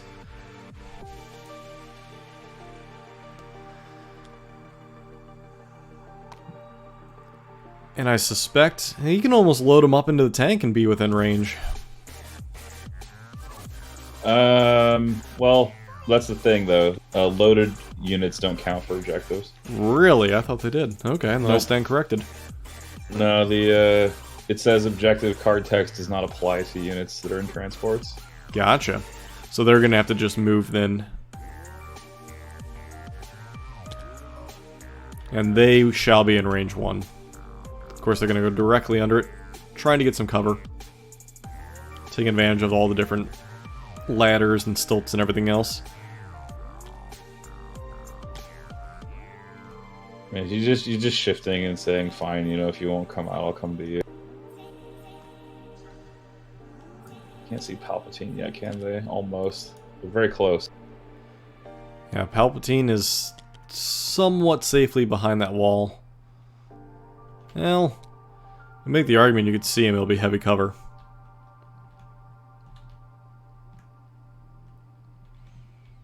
I wonder if he's just waiting for the tank to go. I feel like he... Well, does he have range on... No, he doesn't have range on those guards, even though you can see them. There's no way he's got range.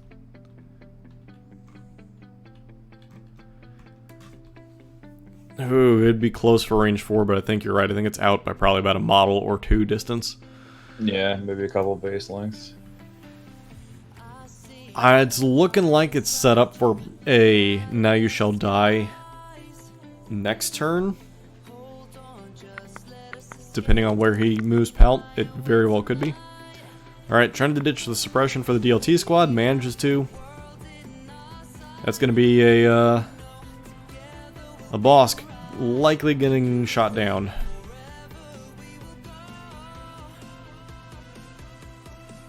Bosk in the open. Poor boy. Looks like they're just gonna fire normally. Interesting, they're not aiming their shots. Alright, 2 hits. 2 hits will Bosk has kill him. stims? No, Bosk no stems. And down dead again. Bosk. Alright, so that preserves that squad so they can move to be within capture range of the objective. I mean, what an awful use, though. Like, generally speaking, you really don't want to lose your Bosk like that. Yeah, it was not the best use of Bosk. It worked in terms of buying him time, but Bosk could be so much more effective.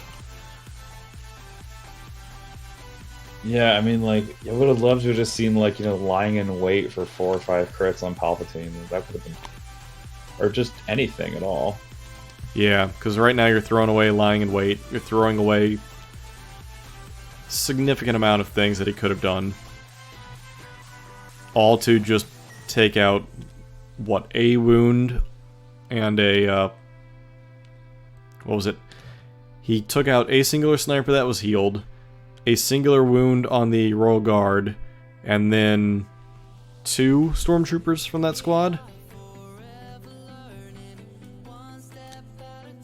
I mean, he definitely sacked him, but let's see what compensation he can get. Maybe the compensation here is I have all the angles going into the center now. Yeah, I mean, to be fair, if he used Bosk almost as just a gimme to try and pull some stuff that way to buy him time, then, and he served his purpose, then it is what it is, and it worked out.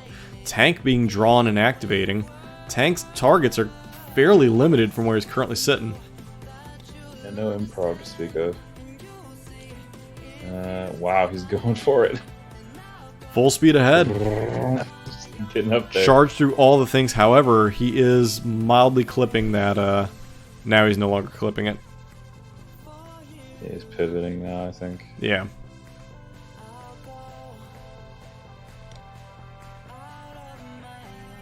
Now he's just gonna get peekabooed. Like, what's happening here? Yeah, well, he can now pivot properly. Now the base is still clipping.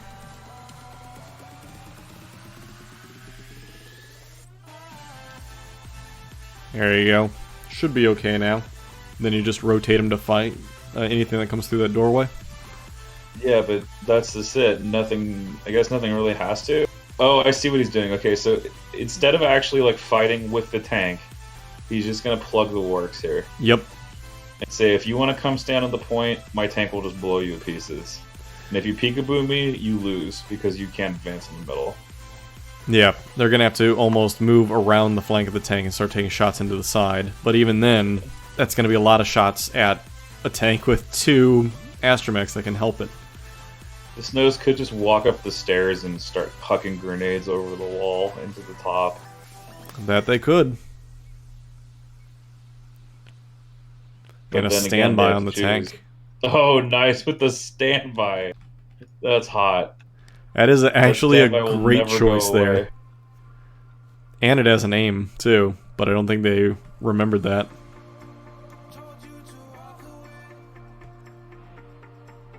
He did No, not. I don't think he remembered the aim from the aim. Oh, pilot. there you go. He might have clicked it, and the aim token actually just goes directly below the tank. So he. Oh yeah, yeah. There we go. So our map does this trigger there. All right, trying to ditch the suppression and the snipers. Not able to, but still should be able to activate fully. Taking an aim, he can see from where he's at.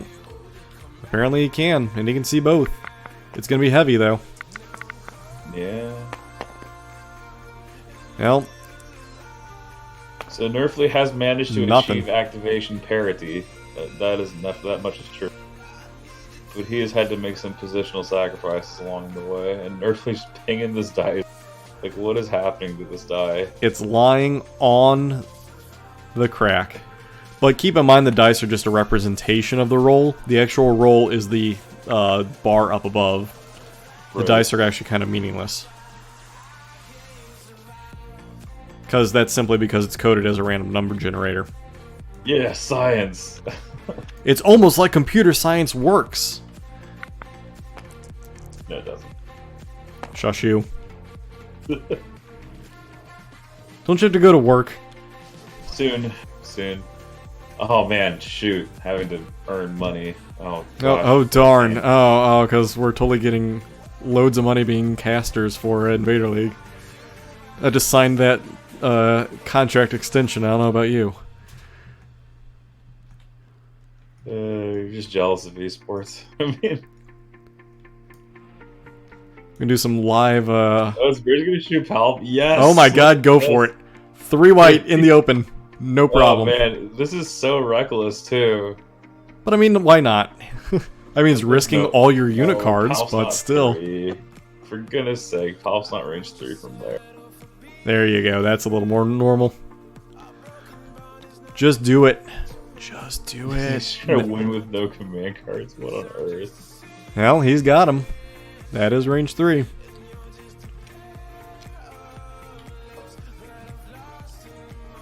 Alright, here we go. Alright. Do it to it, Veers. Show us who's the true leader. Oh my god, he gets a hit. Oh, there it goes. It shifts.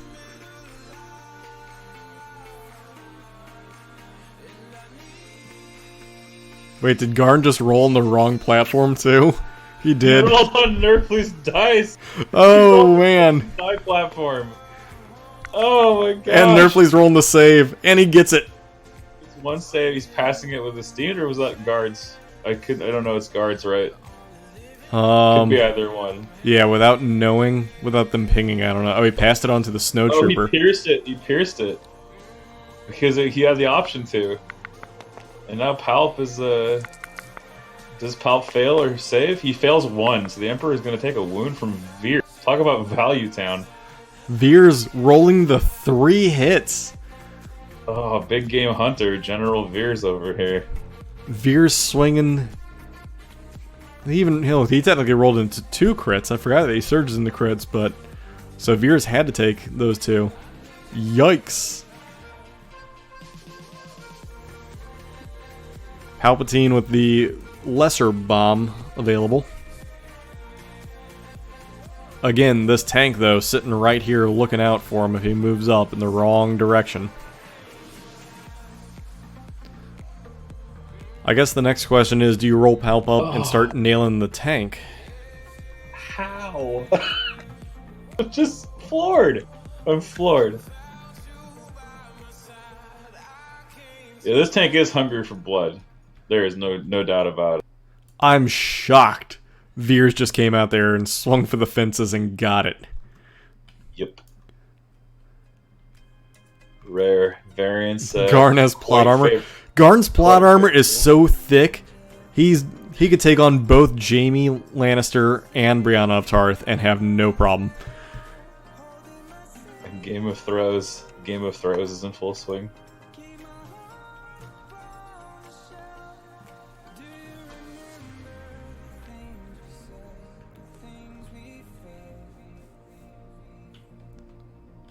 Looks like they're gonna toy with the idea of activating Palpatine next. I guess saving the guard for later.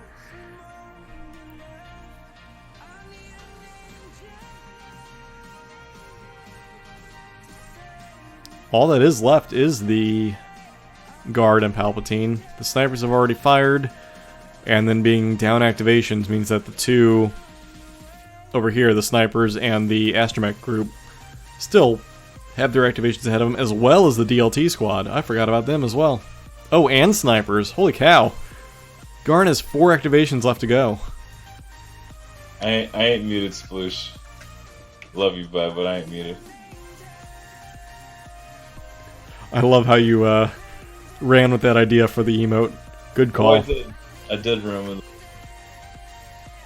That was a solid, like, 30 seconds of theory to make that work.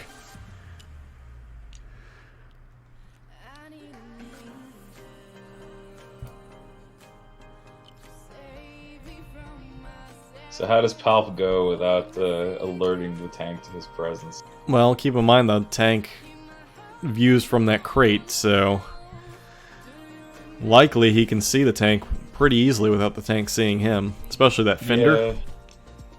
Yeah, that's possible. I mean, you're crit fishing anyway, so what does it matter? Yeah, but Palp has Surge and Pierce. Maybe the Emperor will answer back. He'll jazz hands. He's just gonna take the shot from where he's at. Yeah, Palp can just jazz hands the tank here.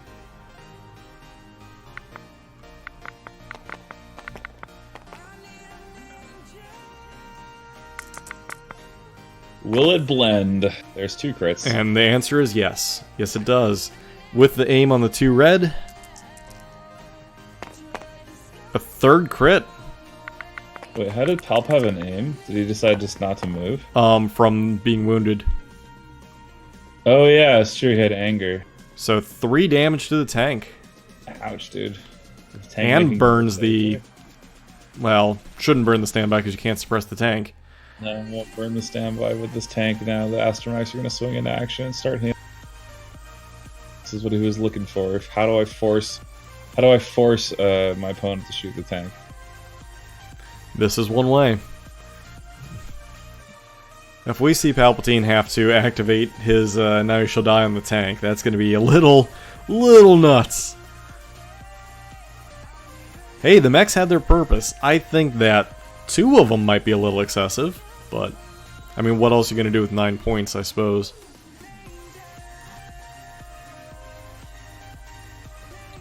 Especially with Garn's list. Oh, he has 798, so that'd be 8 points available. You could Esteemed Leader Veers, or give Stims to Bosk. And then just have a random naked Stormtrooper squad running around for objective purposes. Oh, we still have the DTs and the Sniper available. I completely forgot they're on this side because they really aren't doing a whole hell of a lot.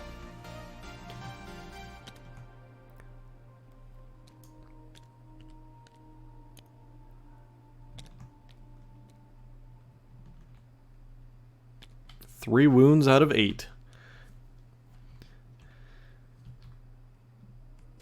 Alright, so looks as though Garn's debating between activating the astromech group or the DLT group.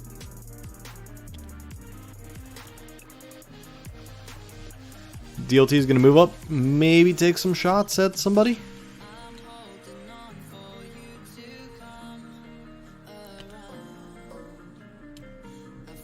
Double move to get within range to start taking the objective.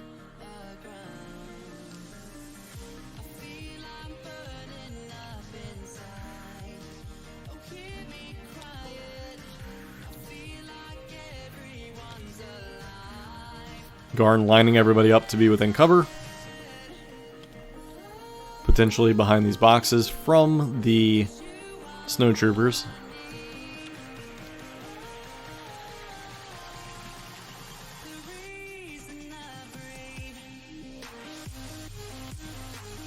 Alright. So you have a choice of the snipers or the DTs. I guess going with the sniper.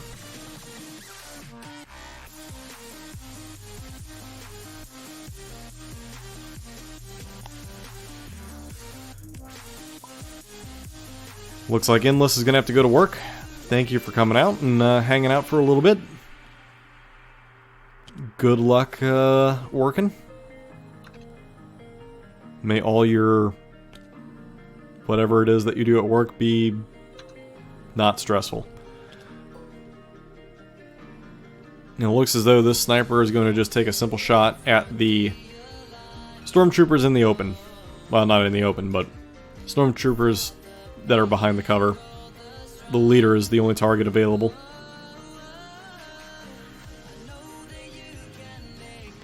Maybe trying to get a different target?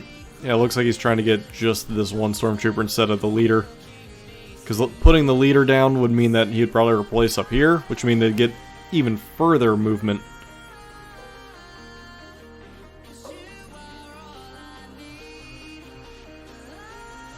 Alright, so move so we can see two stormtroopers rolling out for sniper shots, getting a hit and a surge, so just a hit, which means that you're just going to see suppression. Nothing major. And then over to Garn, who pulls that squad that was just hit.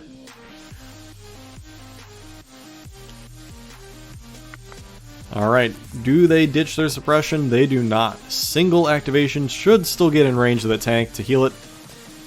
It'd be kind of surprising if they don't. Likely going to have to move around to be in a position where they capture both the objective and be able to heal the tank. Not sure if he'll be able to. Looks like the short answer is going to be not really. Oh no. Now he should be able to get the droid over there. And that'll be right at the edge of the range. So that should do it.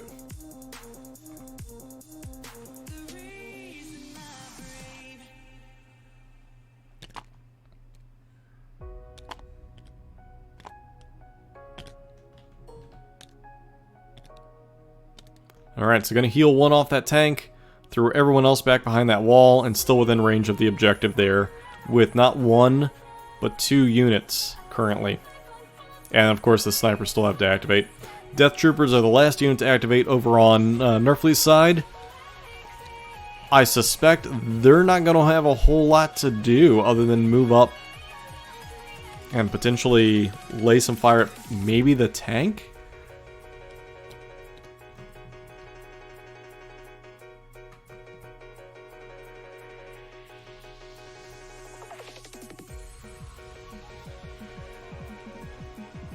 Yep. Alright, so DT's coming up. Oh no, they still have the guard to activate. Man, this is the problem with disarray is you have so much stuff on 2 ends of the board.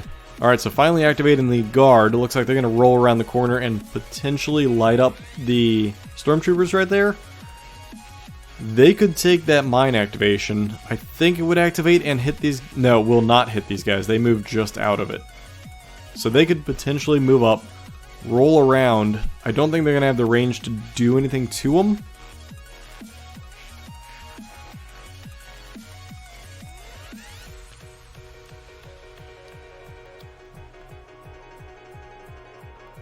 Made the rookie mistake of putting the droid near the tank. That's a rookie mistake? Oh, the droid can get aced. Oh yeah, because you can just range in the droid. Or snipe the droid by using, line of sight. I gotcha. Yeah, but in this cluster, I'm not sure that that droid, especially when there's 2 droids, is that big of a deal.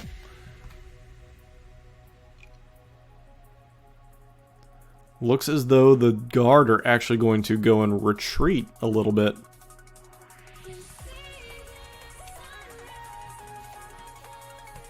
They could potentially get some shots off on the tank if they really wanted to. Not able to ditch that suppression. But I believe guard have pretty high courage. They do, so they'll get their second action if they choose. Yeah, I mean, you're right. There's no reason... Same thing with the med. There's no reason to risk it if you don't have to. You're better off to just stick a trooper out there and let that thing get aced if possible. So where this guard is at, They can see the tank. I don't know if they'll have range to veers. However, they're setting up likely for next turn, because this was a double move. So likely to support Palpatine in some way. Maybe for him to run out there and do a Palp Bomb on the tank.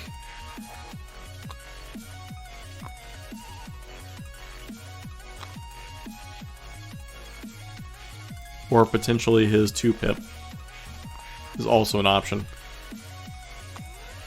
Saving that 1-pip for when it really matters. Of course, he also does have the generics he could be playing too. So, who knows? Quite a few options. Depends on how much you care about that tank, I suppose.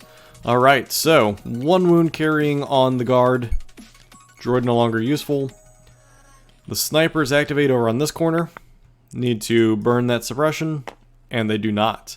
So they'll get 2 activations though. They could return fire. They will likely have to move to do so. So I don't believe this one can see him. Looks like the answer to that is no. So he'll have to move to do anything.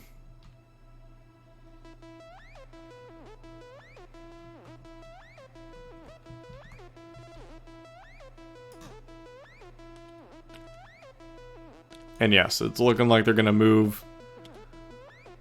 The one's going to shimmy behind the stuff to try and keep from getting shot. And that's going to be a sniper war between this sniper over here and these snipers. Alright, so activating and firing.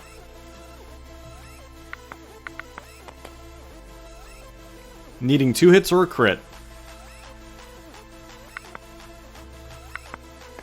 Rolling on the correct board this time. It says 2 hits. That is 1 dead sniper.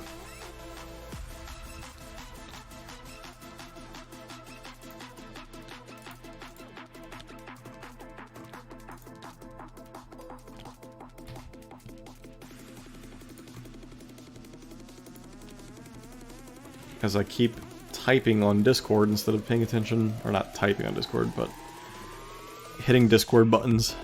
Alright, so Death Troopers finally activating. Looks like they're going to have their choice of the tank's rear end, or, well, they're not really having much other choices. You'll see those snipers potentially wrap around the corner and lay into them with their close-in weapons and the sniper rifle. That way they can get at least 1 dead, maybe more Death Troopers. But moving up like this, you're gonna have shots, sure. However, it looks like he's also deploying them to potentially reduce the incoming fire, maybe getting some heavy cover. You can see move and standby. If they do that, however, there's no incentive for these snipers to move at all. They could just stand by, dodge in doing so. I think at this point you're better off to put 2 behind cover here and 2 over here in the open and let them fire into the tank. It's something at least. Oh, stand by and aim. I still think that's a mistake because these snipers will just simply sit there. They're within range 1. No reason to move.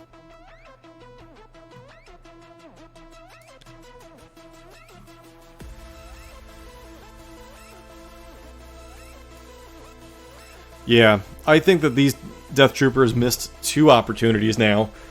Because again, these snipers have no incentive to do anything. They can effectively sit here. They are, I will guarantee you, this is range 1. So what you're going to see here, snipers not doing anything, they'll dodge, stand by. And then these Death Troopers have missed out on a second thing they could have done. First, definitely should have been, oh, they're actually retreating around the bend. Interesting. Potentially to do a sniper. Yeah. Looks like you're going to have sniper on sniper combat then. It could potentially eliminate this activation, so why not? That'll knock Nerfley down to 8 instead of 9.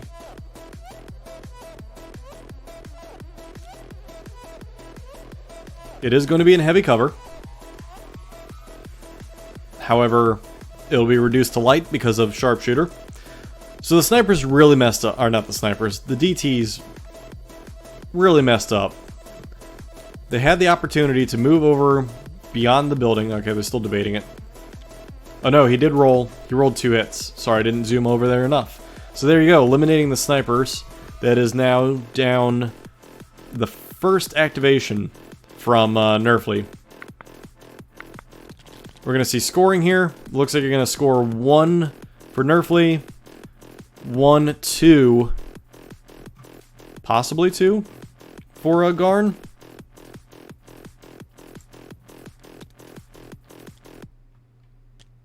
Yep. As I suspected.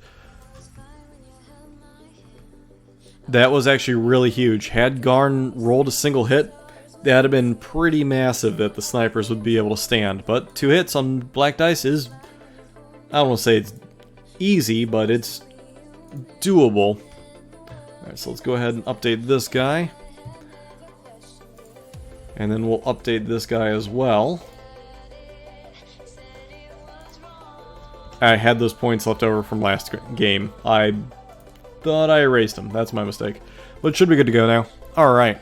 So, I think that... Ooh, card time. Looks like they're all measuring. I think those Death Troopers missed a giant opportunity at the very beginning to get one of the astromech droid groups to run off the board. That was kind of huge. And then again, this turn by not firing into that tank. Alright, so maximum firepower, and then give into your anchor. So it looks like Garn is going to attempt to move Veers in a place where he's going to get some bombs dropped on Palpatine. And then with Palpatine, we're going to open the first unit, may choose an enemy trooper unit. Gotcha, so basically he's trying to counter the maximum firepower by saying activate or fire at this unit instead. Alright, I gotcha. I just saw that popped up. There is... Nope, that is not it.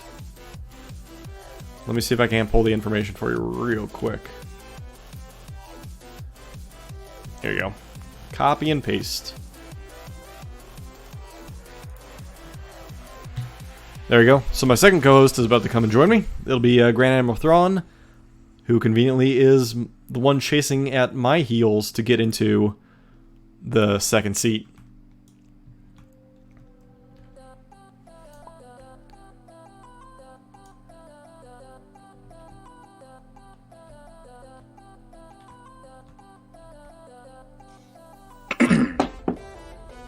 Welcome. Hello, hello. Well, thank you, Groggy Dog, for coming out. Hope you enjoyed what you saw so far. I appreciate it. Appreciate it a lot. As always, you can catch the rest of the game on the on-demand after the game. It'll be on both my YouTube and my Twitch. So, Thrawn, what do you think of what's been going on so far in this game? Well, I had to take a little break to run to the store real quick, but I would say that with Nerfley going down 2-1 here early, that he's going to have to play really aggressive going into these rounds here. I think you still play for the objective instead of the table. Yeah. However, Yeah, it's going to quickly need to be set up that you can move for the table if need be. Yeah, that's the tricky part, is that like he needs to try and set himself up to at least potentially tie it, or maybe take all 3 next time. But I mean, that's gonna be real difficult. So let's say he takes 2-1 next time and he gets the 3-3. He's gonna. I mean, that's gonna be tough because he needs those 3 VPs. But where does he get them? And that's going to be the big question, is you're now stuck with not a lot of options. He would need to take 2 objectives in the last round, as we know, but you can't allow... You either have to deny scoring here and score 1 or 2 yourself. No matter what, he's going to have to deny scoring from here on out. That's pretty much how it goes. 100%, and that's going to be tough to do. I don't see how unless he floods the center. And next turn you could probably see the Palp Bomb. But that's really about it. And what does the tank have? 2 wounds? Am I seeing that correctly? Yeah, it has 2 wounds currently because the med droid, or not the med droid, the guy healed it. So right now we just saw these snipers move because they were going what happened was Palp put the you must shoot at a unit thing on likely the sniper back here, moved him out of the way, and so the snipers over on this end had to give in to their anger, and now they're kind of stuck out in the open with a dodge. That is what happened over there, Sploosh. It's a pretty good play. It forced the force suppression. However, it's not really going to hurt snipers nearly as much as another unit, because those guys now have, I don't know, a lot of cover from suppression as well as no ability to run off the board. However, if this sniper moves out and takes shots at him, he can potentially hit both and or cause them to run next turn. Yeah, you might have been better off trying to put that on a stormtrooper squad to try and get them to back it up off the middle or something like that. But no, as Sploosh pointed out, tough call. The point of it was to he took it on a unit that he knows is better off out in open. Correct. Yeah. I definitely get it. That's points that you can get. It makes sense. Alright, so what are we seeing here? Looked like the Royal Guard activated and didn't do a lot. No, they just simply double moved. Yeah, I'm gonna say I saw the movement template a couple times. Maybe they looks like Palpatine moved as well to get behind cover to prevent him from being hit by the bombardment.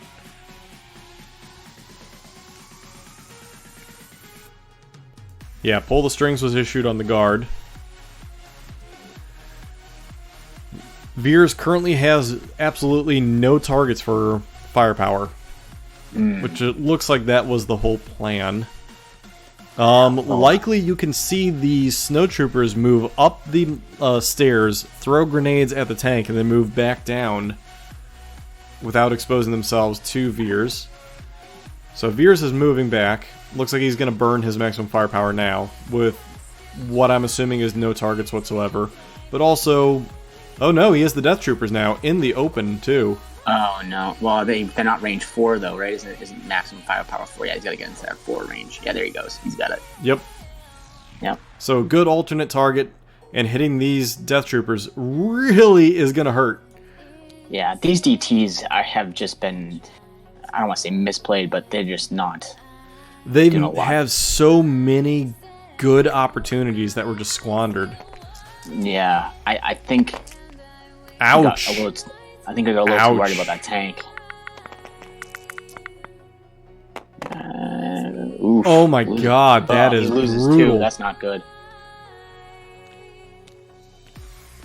That is not good. Not at all. Down 3 out of the 5 Death Troopers.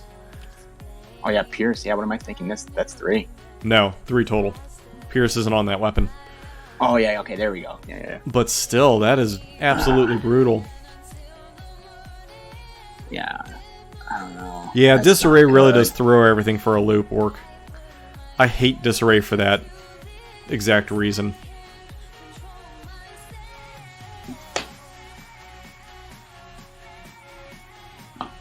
Yeah, those DTs have effectively done nothing this whole game.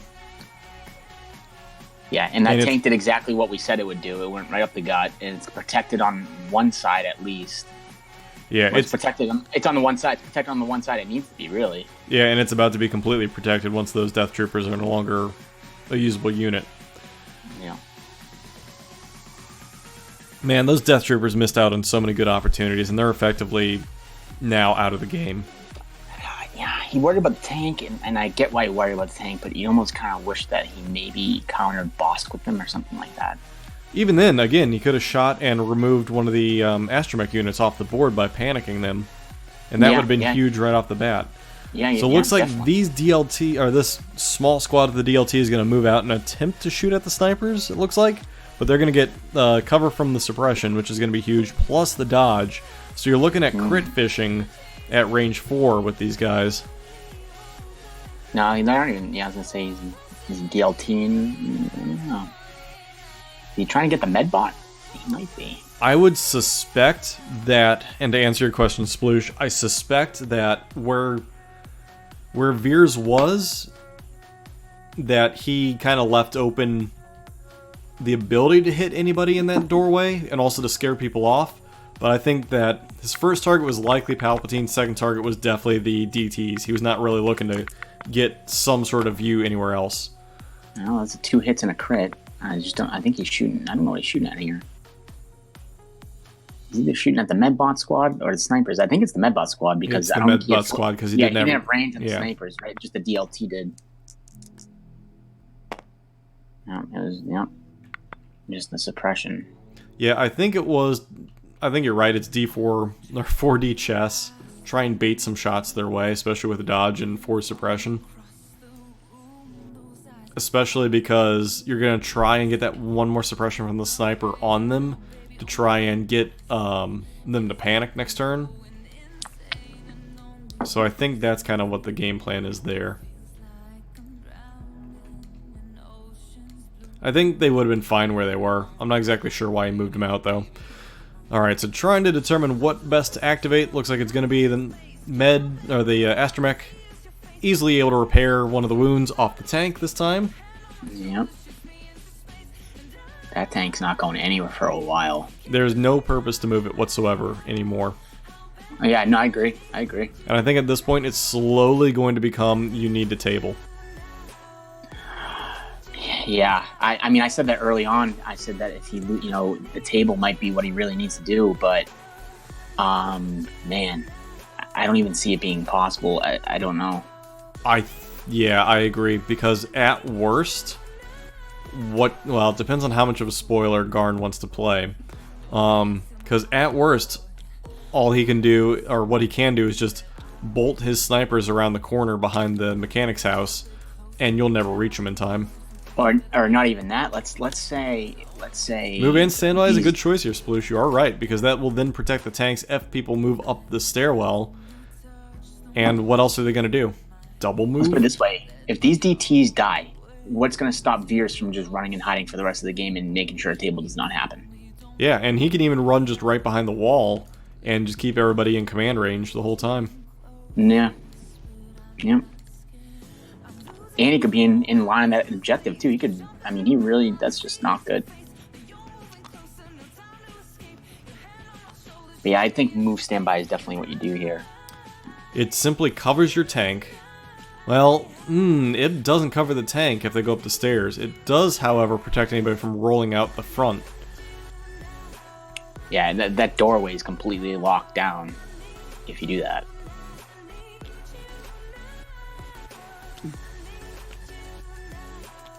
Yep, there it is. There's a standby. Yep. Yep. And it looks like that astromech is now all used up.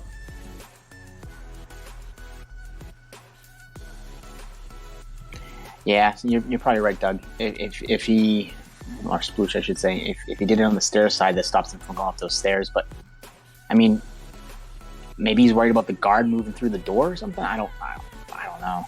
Well, he could also be buying or gambling, because he can then use another unit to guard the stairs. Especially right. if, like this circumstance where the Special Forces unit was drawn. Because now you're going to see it go either to the double death troopers or the sniper who's behind the corner. None of which are fantastic choices.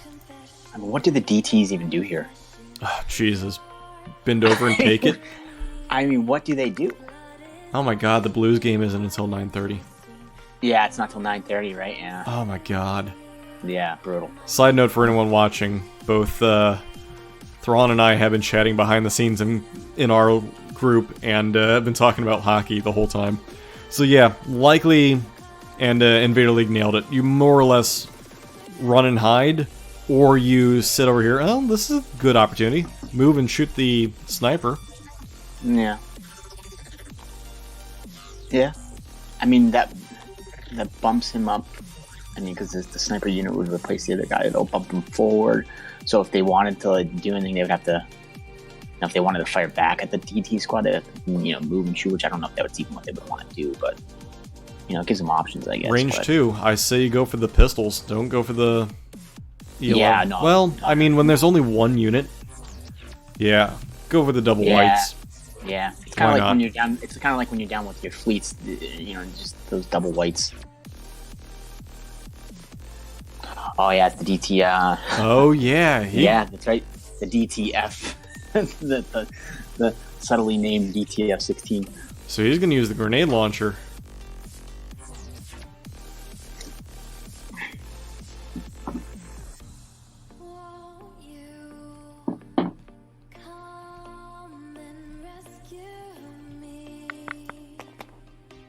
Grenades away. Oh.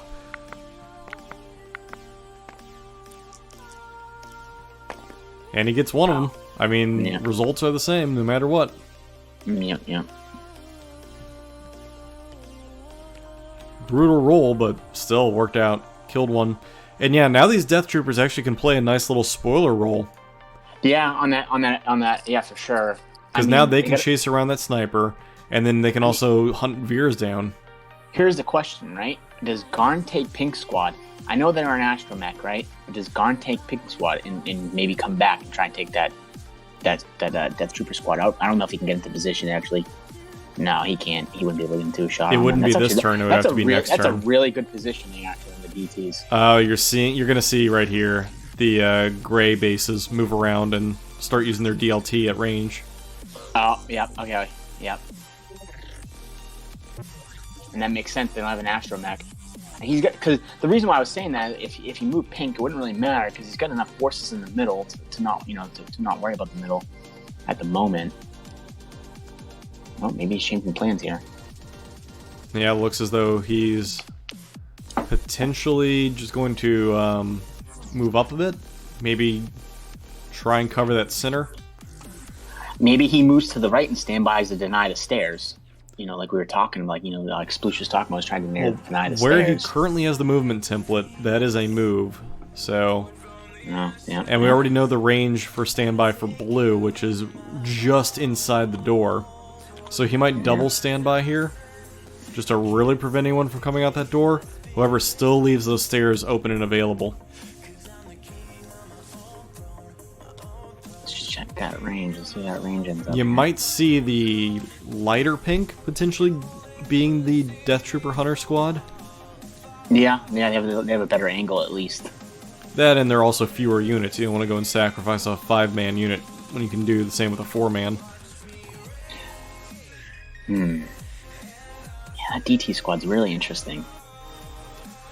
I think it has pretty good potential right now to be a spoiler and come back and take this objective out from under Garn, as well as potentially take Veers off the board, but that's like a giant stretch. It's going to prevent Garn from hiding him, I'll put it that way. Yeah, there's that double standby. Yep, so I would not move out that door, period. Your option now is go up the stairs. That's really about it. No, we can't measure, but he didn't get the stairs, I would guess. No, based on where Blue's leader was? Blue is, yeah, he's right next to him. Yeah, definitely not. Huh. Alright, so moving out the Medbot unit, they'll be able to outrange the standbys for sure. Veers is really good at killing Death Troopers thanks to his Pierce. Outside the two, I'm gonna assume he's gonna take a shot here, take one of those standbys away. I would think. Yeah, I wonder if you split fire here. He doesn't have a weapon to do so. Oh, he's not a DLT squad. Nope, only a single DLT in the entire army. Oh, didn't even catch on to that when I was watching earlier. Jeez. Yep. Oh man, that's if you had a DLT there, I think you do split to try and get rid of both standbys, but that is not the case here. Oh. Because he definitely wants to get those blue snows out there. Thank you for the follow, by the way, JD Nielsen, much appreciated. So yeah, looks like he's gonna try and occupy the light cover and then just throw dice out there. I don't know why you don't put the med droid out there to be hit, because it doesn't serve a purpose anymore.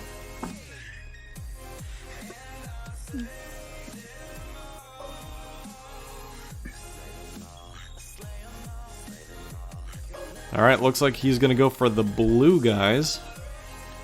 Or no, maybe going for, I think he's trying to rectify it and say he's going for the gray guys. Yeah, the DLT squad. Yep.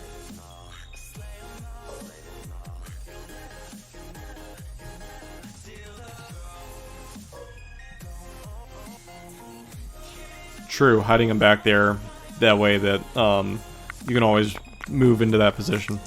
Makes sense, and it doesn't occupy a gun slot, so why not? Wow!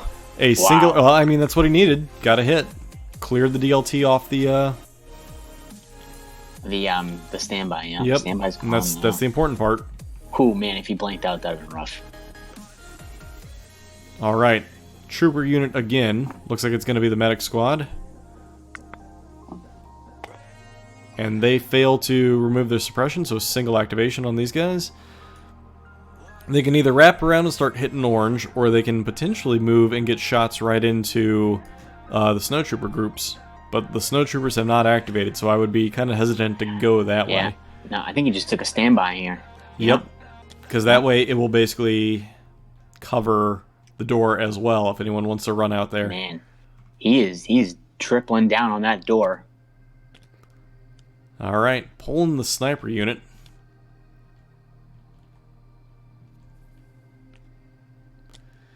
Man, Garn really covering that door fiercely.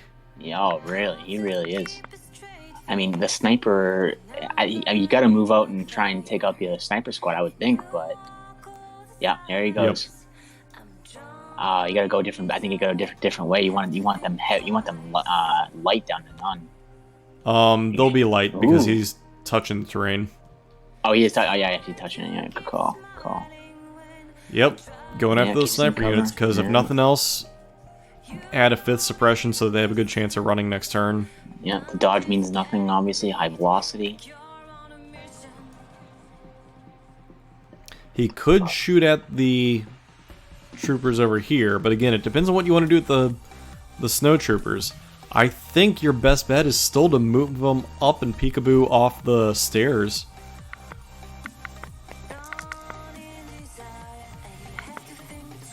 And what do we got? Oh, just a single hit.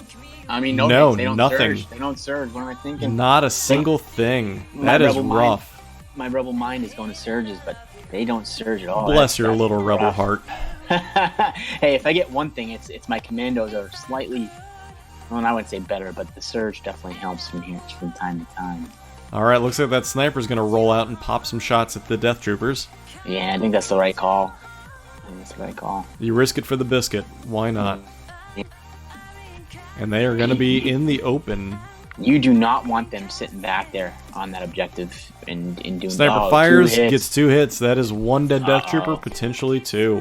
Oh no, this is scary. Oh, no. And there you go. That might be the ball game.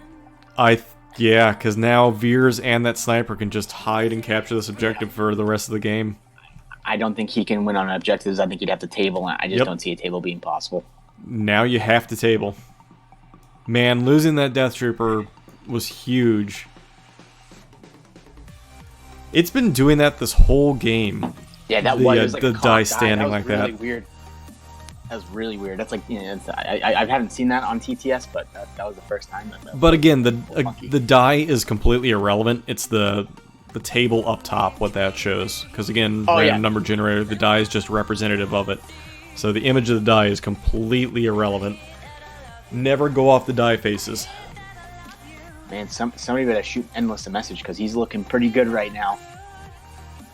Well, I mean, it's still anybody's ball game, but now you move into that table mindset. I think, because again, Garn doesn't care either way. I think he wants to win for better seating. However, Nerfley definitely has to now play incredibly hard to try and get this table to try and move into a position to get that second seat. And if there's anything to be said about getting second seats, you would know all about it. Yeah, it's going to be a big game on Friday night. If you win on Friday night, that changes a lot of things. But if Metro takes you down, I don't know. I might be coming hard at Ryan on that.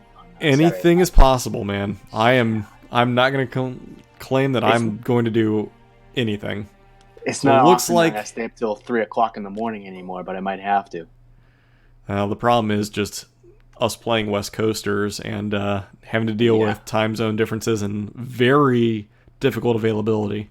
But that is an argument for a different day. In the meantime, it looks as though that's going to trigger some standby. Oh, did he skirt it? Oh, nope, he will trigger the standby from the med squad. From the Medbot squad, yeah. Yep. But do they have line of sight on him? I don't believe so. I don't think they do. The Medbot might, but he's a non-combatant. Yep, so the Medbot won't do anything.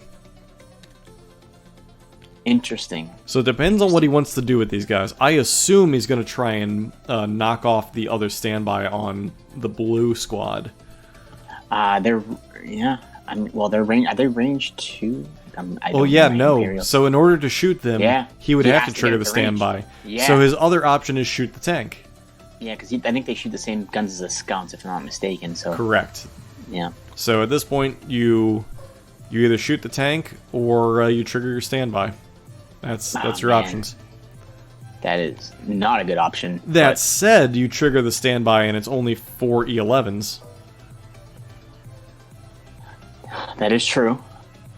Oh, Sploosh called it. He's trying to get range on the med droid and not the squad leader.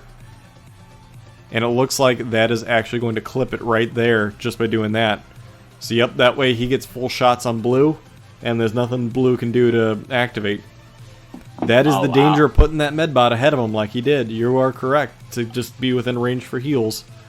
Sploosh had called that earlier in the game about wow. Yeah, he is slightly ahead of it. I didn't even realize that. He is slightly ahead of Wow. Screwtape's correcting, saying that it doesn't matter. Really? I would think it. No, wouldn't it matter? Because range is measured from the leader. Yeah, range is measured from your leader, so you should be able to clear it.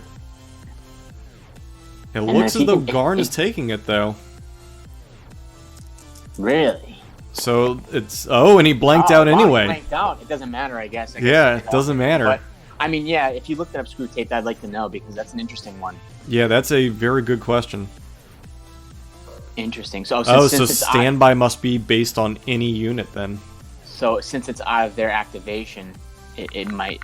That's wild. I wouldn't even think that's a thing, but my rulebook is way off in a bag. I'm not going to go dig it out. Well, I mean, all of our rulebooks online, but yeah, printing them out is kind of, you print them out every couple months, but that's interesting. So it looks as though these Royal Guard are going to take some shots at the blue squad. Yeah. I mean, that was their original intention, so... Here we go, rolling out. He gets 2 hits, 3 surges. Do they surge into anything? The answer is no. So no, 2 hits. Yeah, one is dead from that, which is not bad. 50-50 rollout. So, however, though, the hits from the guard were kind of atrocious. So Screwtape's... If the unit is at range 1 to 2 and in line of sight of a unit with a standby token, so yep. Basically, if you can draw range to them, they get their activation. Wow. That is interesting. Thank you for pulling that up, Screwtape. That makes a huge difference. Yeah, yeah, wow. Tank activating, by the way. Tank currently has 0 things it can see. But I don't think it moves. I mean, at this point, he can move it if he wants to. Another standby coming out here? Maybe. Oh, is he repositioning it? Or did he do that by accident? I think that might have been an accident. There you go. Yeah. Now you're seeing the move. Uh-oh. Oh, is he gonna try and displace? He could. Oh, wow. Yep. He just charge in there.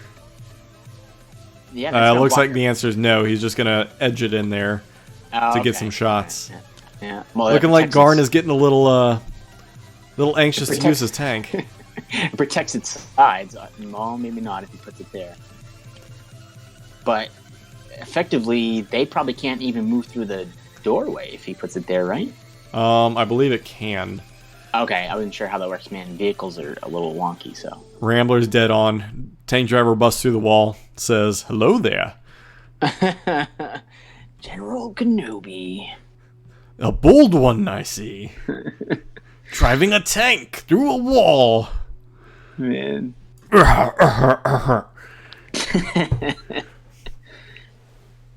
Too funny. God, when clones come out, it's going to be so fun.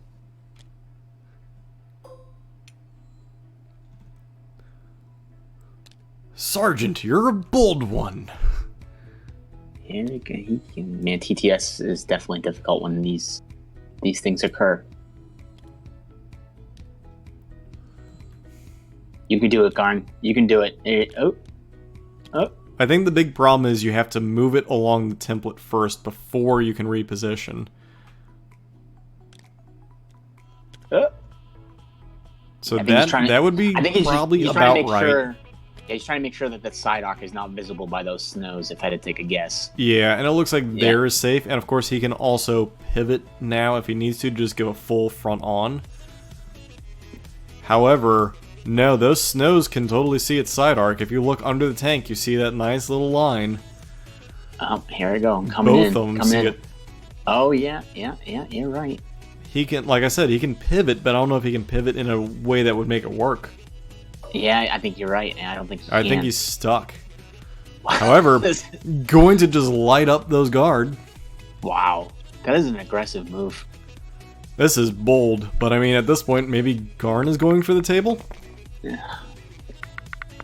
Unbelievable. Look at this. Alright, going with the cannons. Getting himself a massive rollout there. And with the aim from the driver, full hits. Oh, man. Can Nerfley save? Oh my god, and he saves all of them. Ooh. Those guard just laughing the tank off. It pains me as a Rebel player to see red paint like that, because that's just unbelievable. If I rolled white dice right there, they would all 6 points. Oh my god. That was almost as nuts as Veer's and his just big shot at Palpatine earlier. That's insanity. I'm sitting here thinking to myself, man, he's going to watch him roll a couple surges. They don't surge, and he rolls 6 blocks. Take 2 suppression. Who cares? Shrugs it off. Where's that shrug ASCII when I need one? Wow. All right.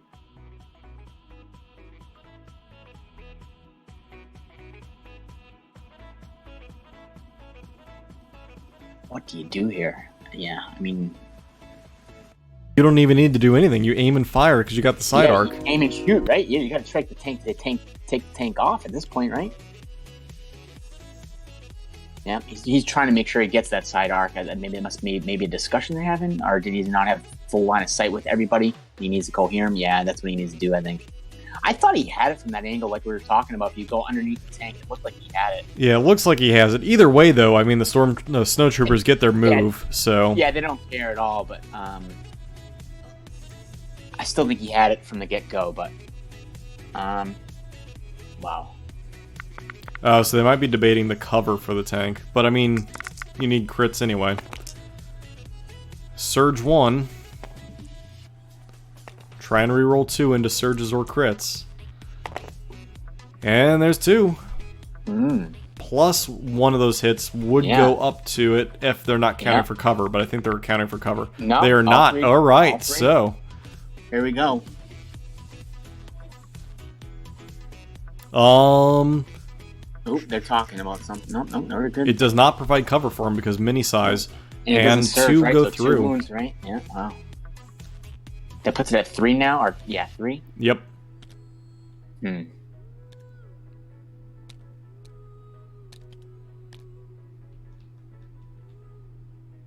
the astromechs have taken a couple off, I would assume. Yeah, 1 has already come in completely spent. The unspent one is activating now. They're going to probably steam up there to assist the tank. Take 1 off. Yeah, I would think so. Yep. The tank does have a good chance of dying, especially with Palpatine next turn if he wants to roll with Jazz Hands. However, I think you don't roll Jazz Hands right now. You take the tank out either in potentially shots from the Stormtroopers or the Snowtroopers, or melee if you were crazy enough from the guard. But what's the curiosity? What's the clock looking like? I'm sure their clock is currently sitting at 30 minutes left. Oh man, yeah, no, you have to play for table. There's absolutely no... I honestly... Thank you for reminding me to look at the clock. Yeah. I do not see a way for Nerfley to win this at this point. Yeah, I agree. Man, yeah. I mean, unless they start playing, fast, but I don't know. Huh? Pink squad's going that direction. That's interesting.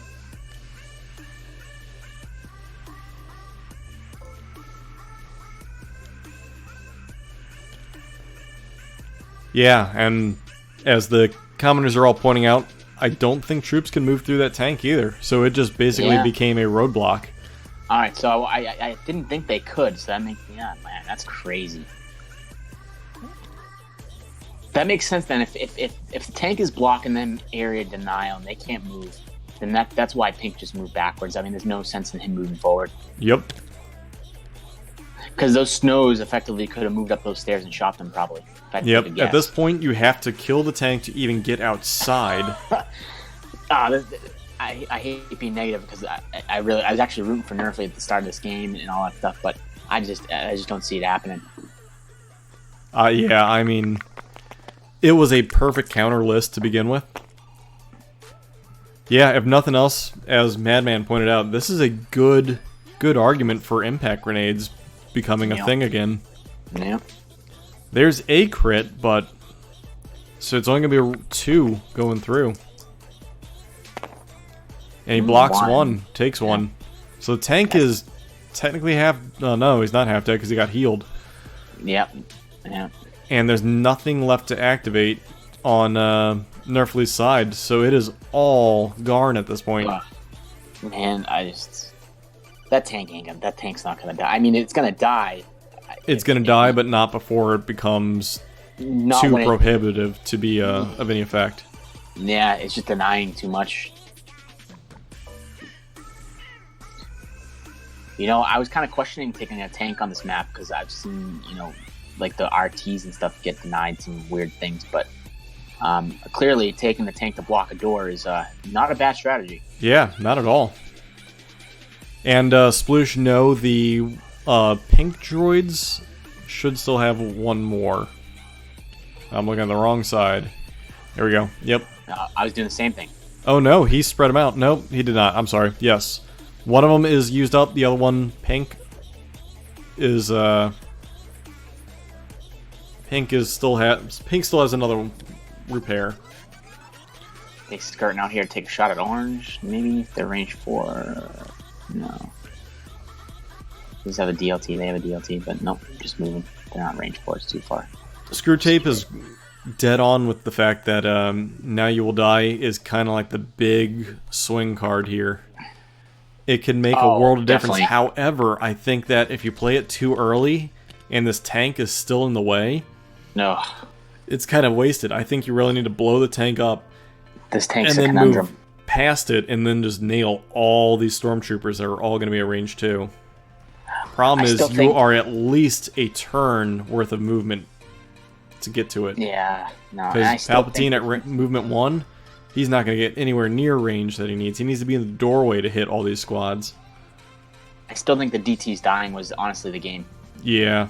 Well, the DT's not panicking a squad, well, not even firing at a squad, not firing at the tank.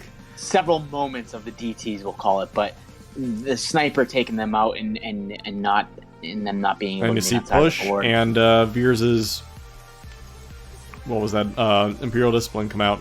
So recovers are going to be issued. I don't think recovers really matter too much for Veers right now, but still nice to have it. So push being issued to Palpatine and the sniper. Likely the sniper trying to take out those 2 other snipers. But at this point, again, I don't know what you do. I honestly couldn't even tell you. I wish I had an answer for the question because I don't know what you do. You can still play for the win, but for the advance, I don't know if that's possible. I don't think it is. I mean, he picked the right mission. I mean, he forced intercept, if I'm not mistaken, correct? I mean, that's definitely the right mission to play here, but disarray hurts. That's one of the big ones too. I think that's really what it comes down to. Is disarray really hurt things? That said, you're gonna see this tank activate and just go to town again. Oh man, tank is just. Looks like they're discussing some options here. Hands are waving violently all over the place.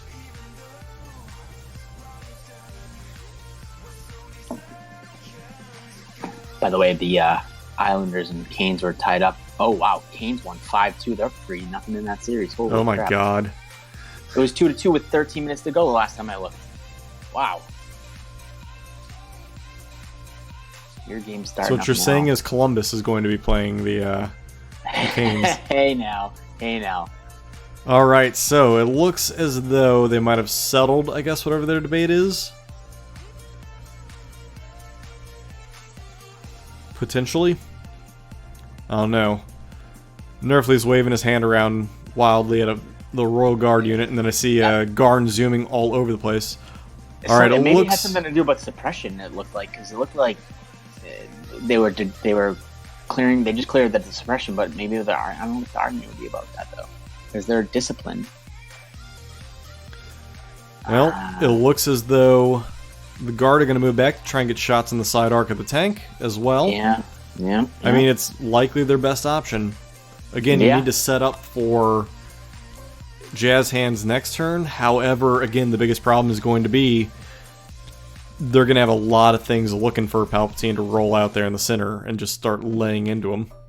And again, I hate to be a negative Nancy here, but you got to worry about the clock. Yep. 27 minutes left. I think they can likely finish at least this turn and get into the next in 27 minutes. I don't think that's a big problem. I don't think it will be a problem, but it's still a factor. All right, shooting at the tank. Well, gets a crit. Yeah, a crit, and one will go through with impact. One will go through, so 2. Not getting those crits is hurting, and he blocks both. That's not good. That is brutal. He needed a lot more crits and a lot of those to go through. With the tank still below half, and with a repair bot with 1 point left, I mean, your options are kind of bad.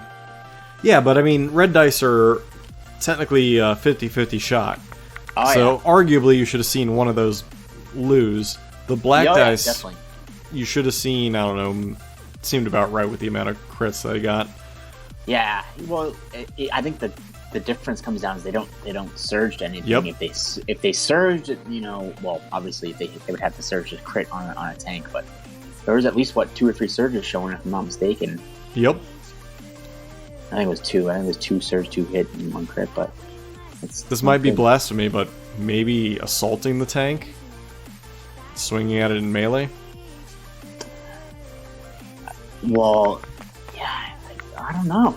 Yeah, even that wouldn't matter because you're using red dice and you're still going to hit the same. It's the crits. If the electro staff I don't think it matters. Surge, I think if the electro staff gave him surge or something like that, definitely. But all right, shots fired at the Orange Troopers. Just as suppression made. Just as suppression.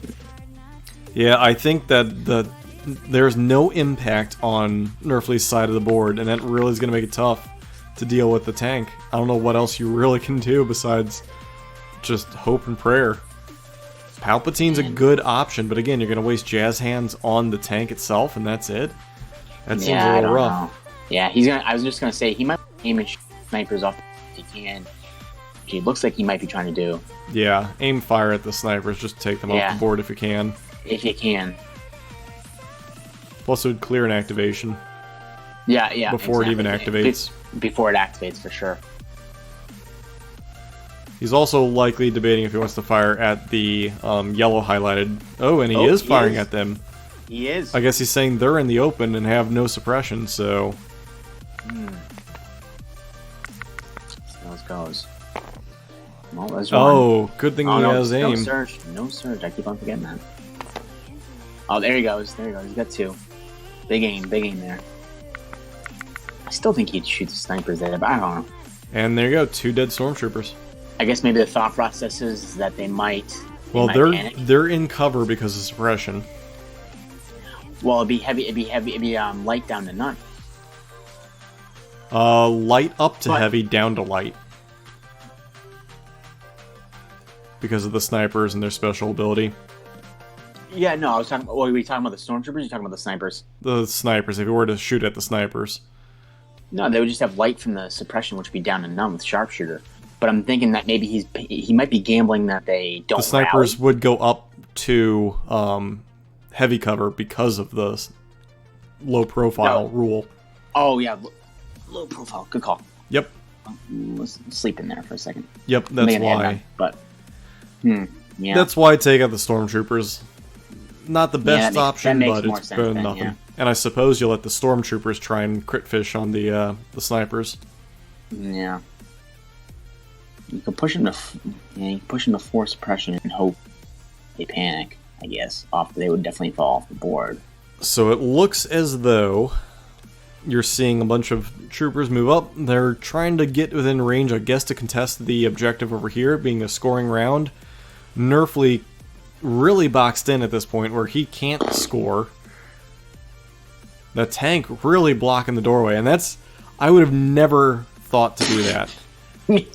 Me either. I would have just, honestly, I probably just aimed and standby or something. That is a brilliant, brilliant move. Oh man, that thing is just clogging it up. Garn at this point is being a pretty big troll. Alright, Orange Troopers, will they rally? The answer to that is yes, they will. And yeah, I agree, Sploosh. The objective game does not seem like Nerfley's going for, but at the same time, he can't really move either.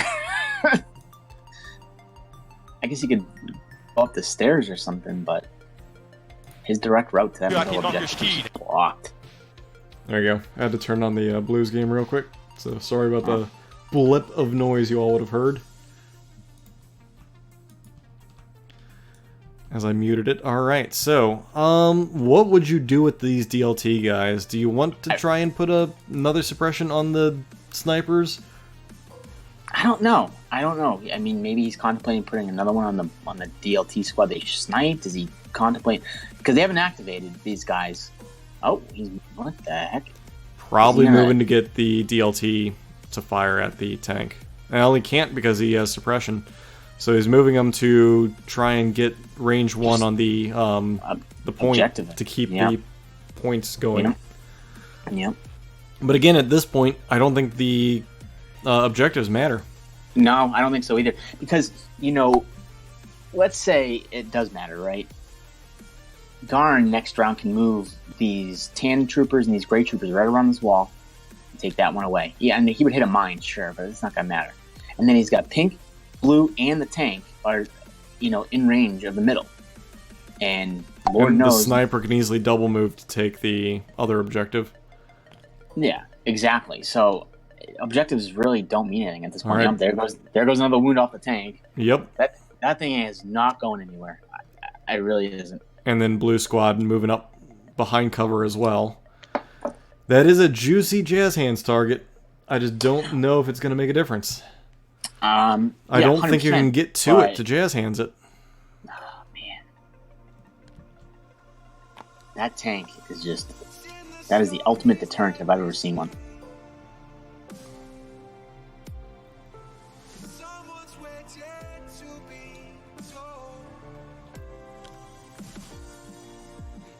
Is he trying to set up that mine? Looks like he was about to, but I think he might be just out of range.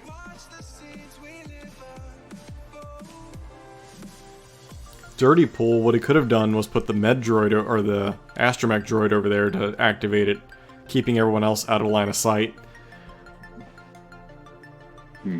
But seems like not a problem, just outside of range. Alright. Oh, special forces coming out. Yeah. But he put it back on his stack. What for? I think he drew early. Accidentally. Because Garn already went, so now it is Nerfley's turn, and there you go. Oh, Nerfley pulls the troopers, so I guess you go with the snow troopers, aim and fire. Yeah. You have to do something to this tank, because it's now down to a quarter wounds. Yeah, I think Sploosh called it. I think Nerfley's looking at this as what option do I even have? I'm not sure you move out in front. I don't know why. I mean, unless you're trying to get around the tank, but I don't think you can.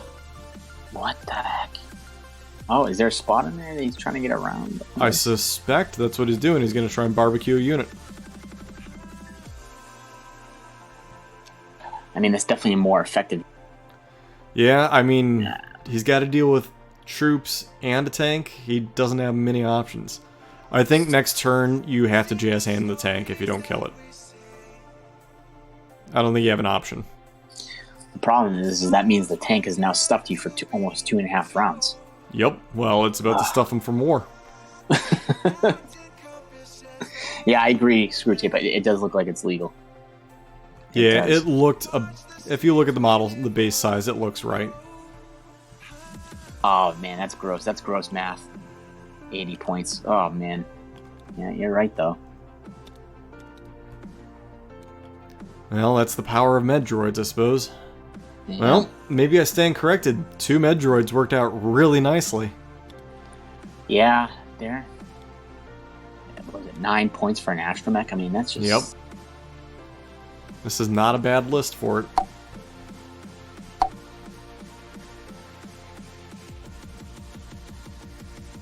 Does he go for... He's got to go for...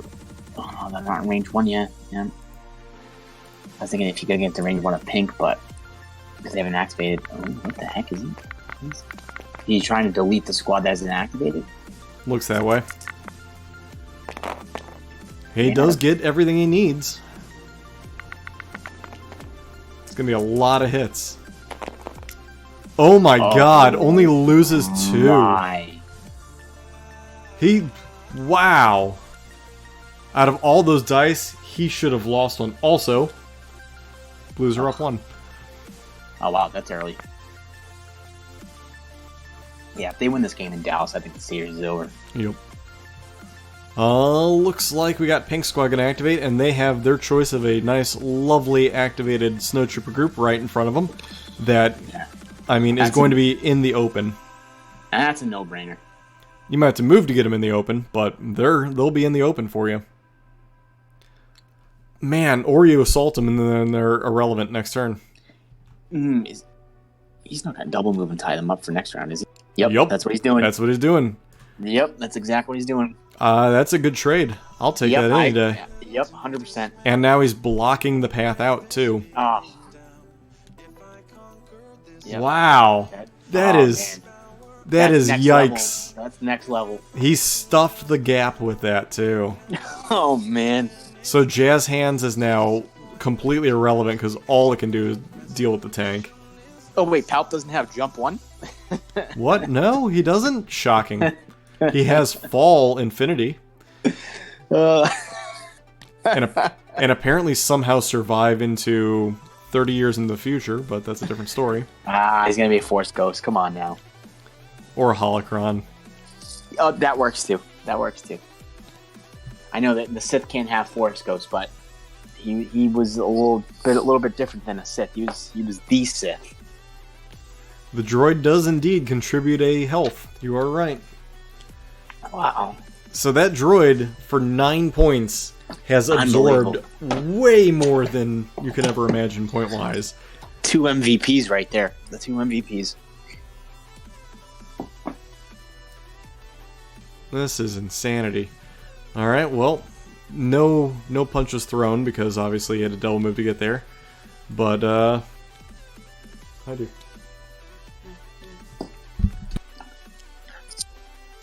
Wait, what?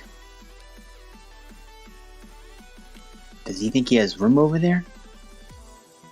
Oh no. I don't see how this is possible. No, he's there's no way. He's trying to melee him? No, maybe try and cohere them around the corner. Like I try to cohere see. them in that empty space to get the flamethrower in and the leader not. Maybe? Yeah. I guess. Well, at this point, he's already wasted how many turns shooting at the tank, though? But he's not going to be able to cohere. He's going to be able to get the flamethrower and maybe one snowtrooper. Can you even legally cohere that, though? Yeah, because you have to be able to legally make it. Well, because I thought you have to legally be able to make a turn or a one-speed move to get to that area.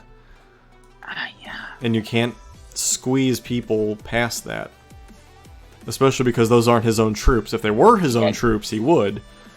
Garn's definitely pointing stuff out, so something... Oh, no. They must be allowing it. Okay. Yep. Apparently you can move through melee. Okay, did not know that. However, it's only allowing a handful of people out there. Oh, they're checking it right now, yeah. Ah, I see. Yeah. I mean, the flamethrower is really all you really need out there. Yes. You know, well, and one one frag as well, so that way you roll into frag, sure. You roll into crits. But I guess you could split fire now? No, you can't because it's based on weapon system. So he could split fire grenades against the tank and flamethrower against the infantry if he really wanted to. Yeah. I mean, but I think he's just trying to ignore the tank at this point, I guess. Well, the problem is he's already wasted a turn or two into the tank. He's trying to eliminate those two troopers. Gotcha. Yeah. Well, the trooper and the droid, rather.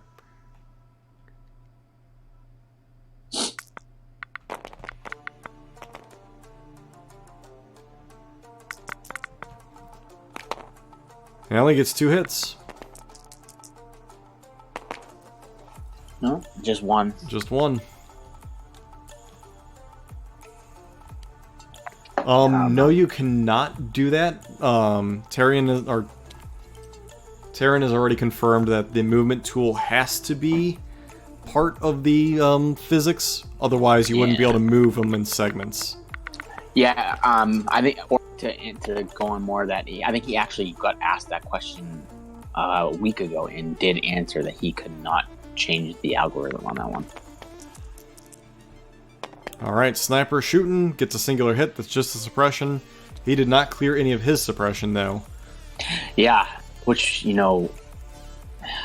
Orange could have caused them to panic, potentially. That's, well, an extra dice, makes it more likely they remove one, but I still think that Orange should shot them, but it's my opinion. Again, he's partially playing the objective, but also the objective no longer matters. It doesn't. It really doesn't. What? He's moving to play the objective. Oh, man.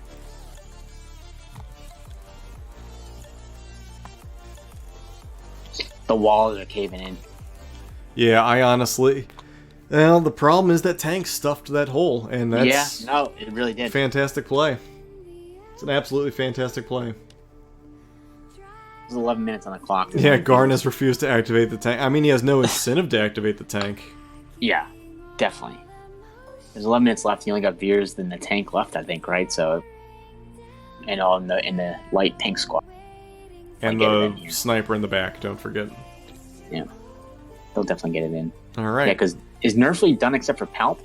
I believe Palp and the Royal Guard. Royal Guard have yet to activate. Oh no, the Royal Guard activated and shot and missed. Yeah, they moved poorly. Backwards and shot, yeah. So yeah, it's got to be to bully Palpatine, as was pointed out by Sploosh. Keep him in check. And Screw Tapes. I'll give Screw Tapes credit for that one as well. Alright. These guys moving up, likely to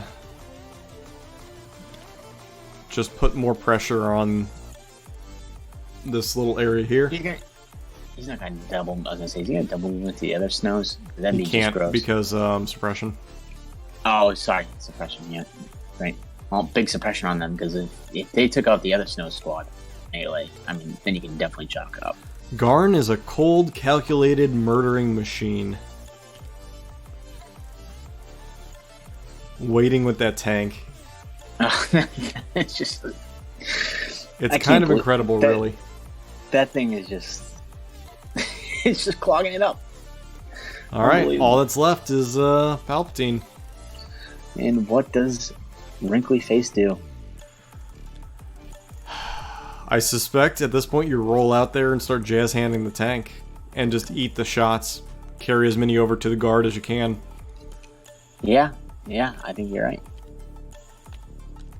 Yeah, R2 MVP is definitely called for.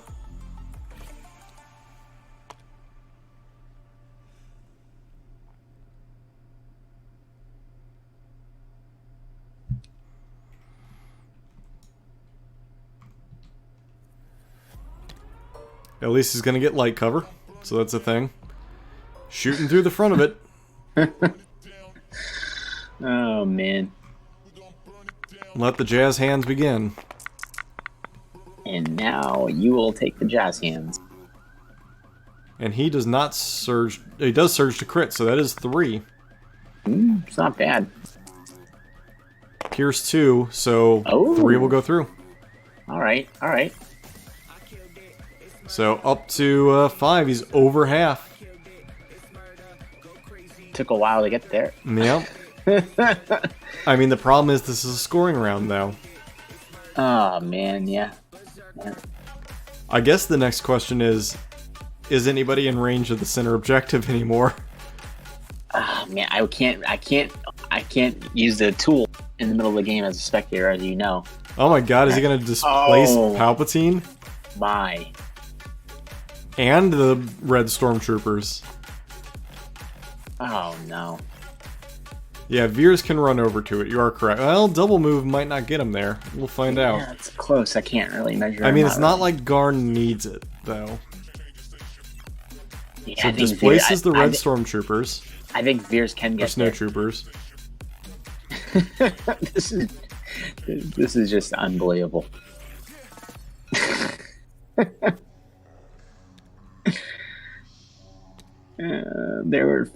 Nerfley was definitely pointing out a lot of things. Maybe it's the angle the tank is taking. Maybe he's trying to say he's clipping the wall. Yeah, I think those 2 pings were where it was clipping the wall. The biggest wonder- problem is trying to get it back to where it originally was is going to be a bit of a I pain. know. I wonder if Nerfley's trying to say he has to pivot before he can make that move. Yeah, he could do that. Because the joint, he'd already be passed over the joint. What the heck? If he's trying to remove Palpatine's light,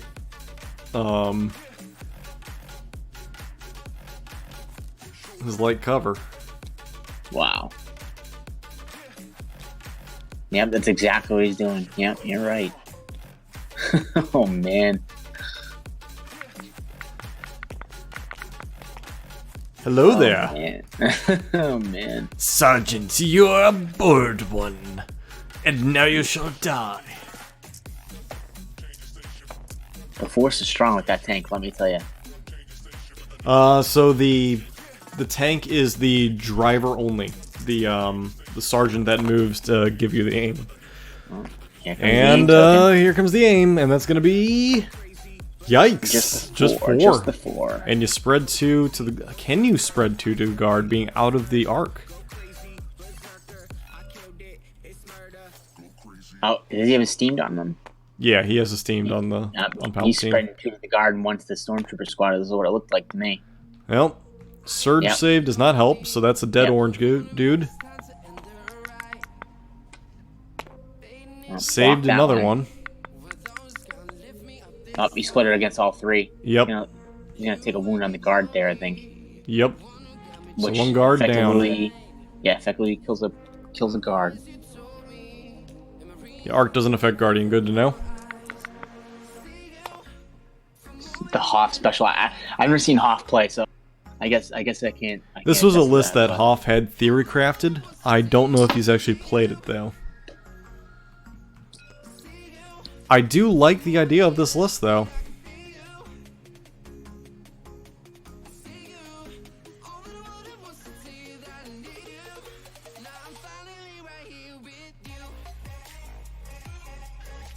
We were chatting there about the Hoff list. Did Palpatine block the crit? He must have, I would think. That would make sense. What is?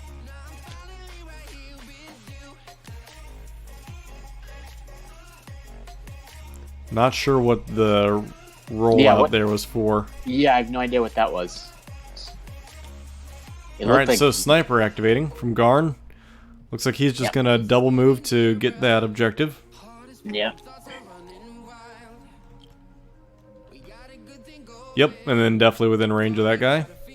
Not a problem there at all. And then Veers, he's gonna have to double move to get the center objective. Yep, he's gonna get there. Yeah, looks like he shouldn't have a problem getting there. Oh And then, boy, yeah, man. he's got it. So it's going to be 2 points to Garn. Garn's going up to 4. And it looks like, I don't have a way to measure this, but they might be saying that, Ooh. they might be saying that that's 3. Oh man, Might be 3-0. If it's 3-0, that's just game. I mean, it's just game.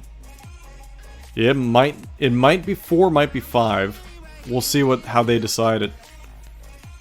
Oh, Garn did get all 3 points. Yep, and Nerf is conceding. Yeah, that's all I can do at that point. He would have to table to get the 3 points he needs to go to the next round, or you have to table to win at that point. It's just not going to happen.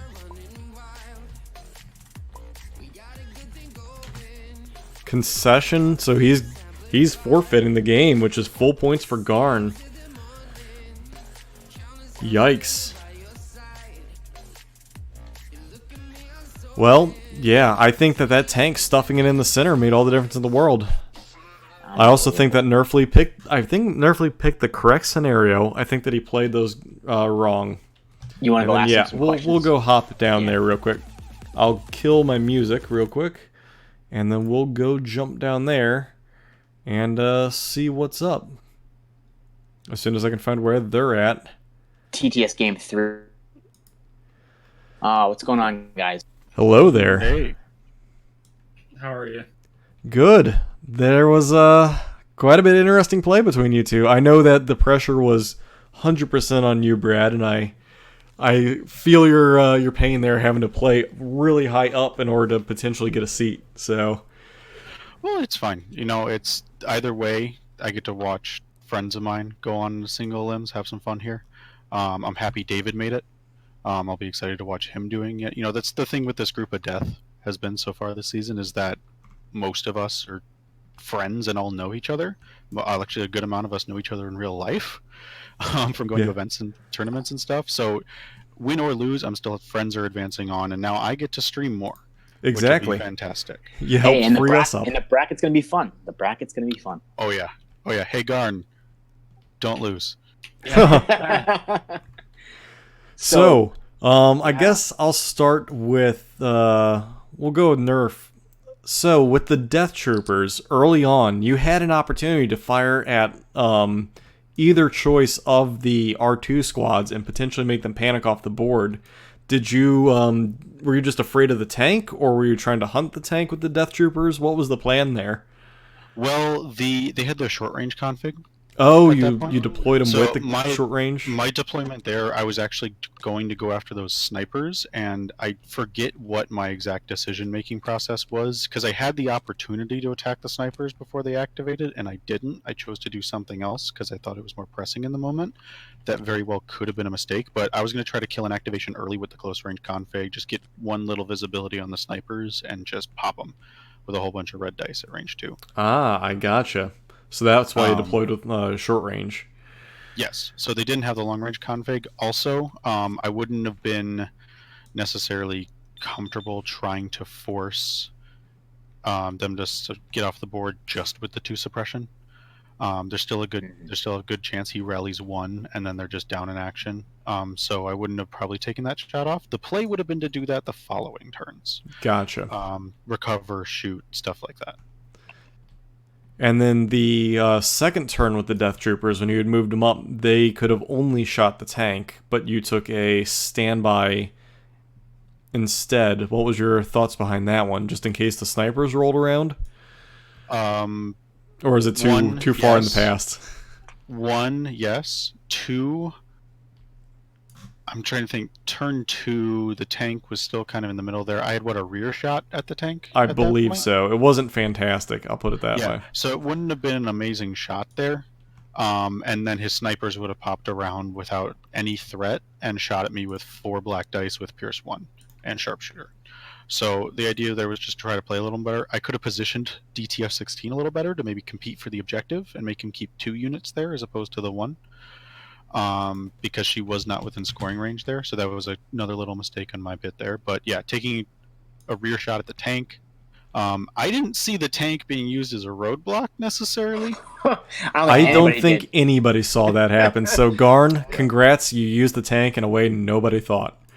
Yeah, so it was all planned. I forced Disarray because if you look at the deployments, Disarray, no matter what, he's on one of the corners with the wall. So whichever corner he picks, if he decides to go through the doorway, it's a place to. I was really glad when he picked this corner over here because I noticed this objective point here. Mm-hmm. You can be within range 1 of it on the other side of this wall.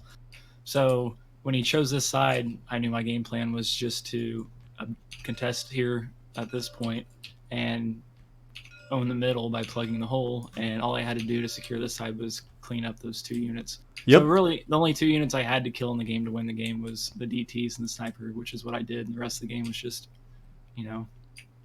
objectiving. So. Yeah, I hate to say it, but when I saw the 2 lists come out, I was like, man, Nerf, you have a giant uphill battle. I didn't think it was as bad. Definitely wish I'd brought impact grenades. I'll say that for much. I think this game was a definite case point of the disadvantage of frag grenades and why they are not as good as impacts. So it seems like the release of the tank is actually going to make people start taking the impact grenades again. The impact grenades clearly had fallen out of favor for the longest time, but now you might see them come back. Yeah. Just shoring up, making sure you don't get just a horrible whiff of a flame roll. With those red dice, but I do think that it is probably correct to at least have 1 pair of snows with an impact. I was not expecting armor on this map. I wasn't either when I was waiting for you guys to load your lists. I was kind of shocked when I saw it. Yep. So good on the I wanted to say Garn too, there. I'm sure I made people cringe with the Bosk, but that was just all part of that plan I just explained. To contest this point and to own the middle, I needed him to hang around this area of this wall, kind of where these orange storms are. Yeah. Up of this doorway, so it was a distraction. Bosk, he was a throwaway.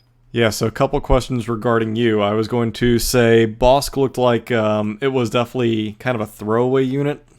A lot of people were saying it was terrible deployment, but I kind of figured it was a red herring or just a area control. Yeah, I mean, he had to be over there at pressure. I mean, you can't change the map, right? It's kind of like, what, I need to do this, but it sucks. I mean, it would have been a lot better if there was cover, and I would have still done the same. I stick to a game plan if I think it's what's going to win rather than... That said, why did you hit yourself with the grenade? So apparently Nerfley said they've ruled that it's not one continuous card effect on the command. It's been ruled that, or I don't know. I don't really get it. I may have been. Make sense? Now that I think about it, I may have been confused. There's a lot of discussion. Do you want the actual answer, or do you want to? I think it's the other way around. I think you can use that free move and then detonate. So we actually had a couple judges in the chat, and yes, they confirmed that it was indeed you get to activate the bombs after you get your speed 1 move. So my apologies, Garn. I got confused off of some of the discussion, and we decided to not consult a judge. So it made all the difference in the game, 100%. It's my fault, right? Because I'm technically a judge, but I haven't followed their rulings with that because it's kind of been eye rolling, and I've always thought it should just play as the card reads. In the grand scheme of things, I don't think it was that gigantic of a difference. So it's not like it really mattered. Yeah, just 3 damage. Only 3. Only 3. However, that said, there was another question with the Veers and his maximum firepower. Was the Death Troopers always the primary target, or were they the backup? No, Palpatine was the primary target, but he got frisky and got Palpatine out of there. So I was like, okay, that's fine. I'll go for the DT. Yeah, I honestly had forgotten the DTs even existed until you turned around and started marching that way with Veers. So I was afraid that the DTs would still possibly get hit, but I knew that I couldn't let Palp get max firepower. yeah, So that that's why I said, went the first and pulled DTs them out of it. the DTs had the better save anyway. So Yep. I mean, I guess my one question to you, Nerf, is this. Obviously, you forced intercept because obviously you can get a lot of points out of it. But at any point in time, did you start saying to yourself, I might need to table Garn to get the 3 VPs? Obviously, the 3 VPs was the main key for you to move on to the next round. Was there any point in time where you're like, I need to table him? Or you're just going to play for your objectives the whole time? To be perfectly honest, I had very little confidence I would be able to table Garn on this map. Yeah, I agree. I agree with you. I was just curious. I thought it was a very, very low chance that I would get that.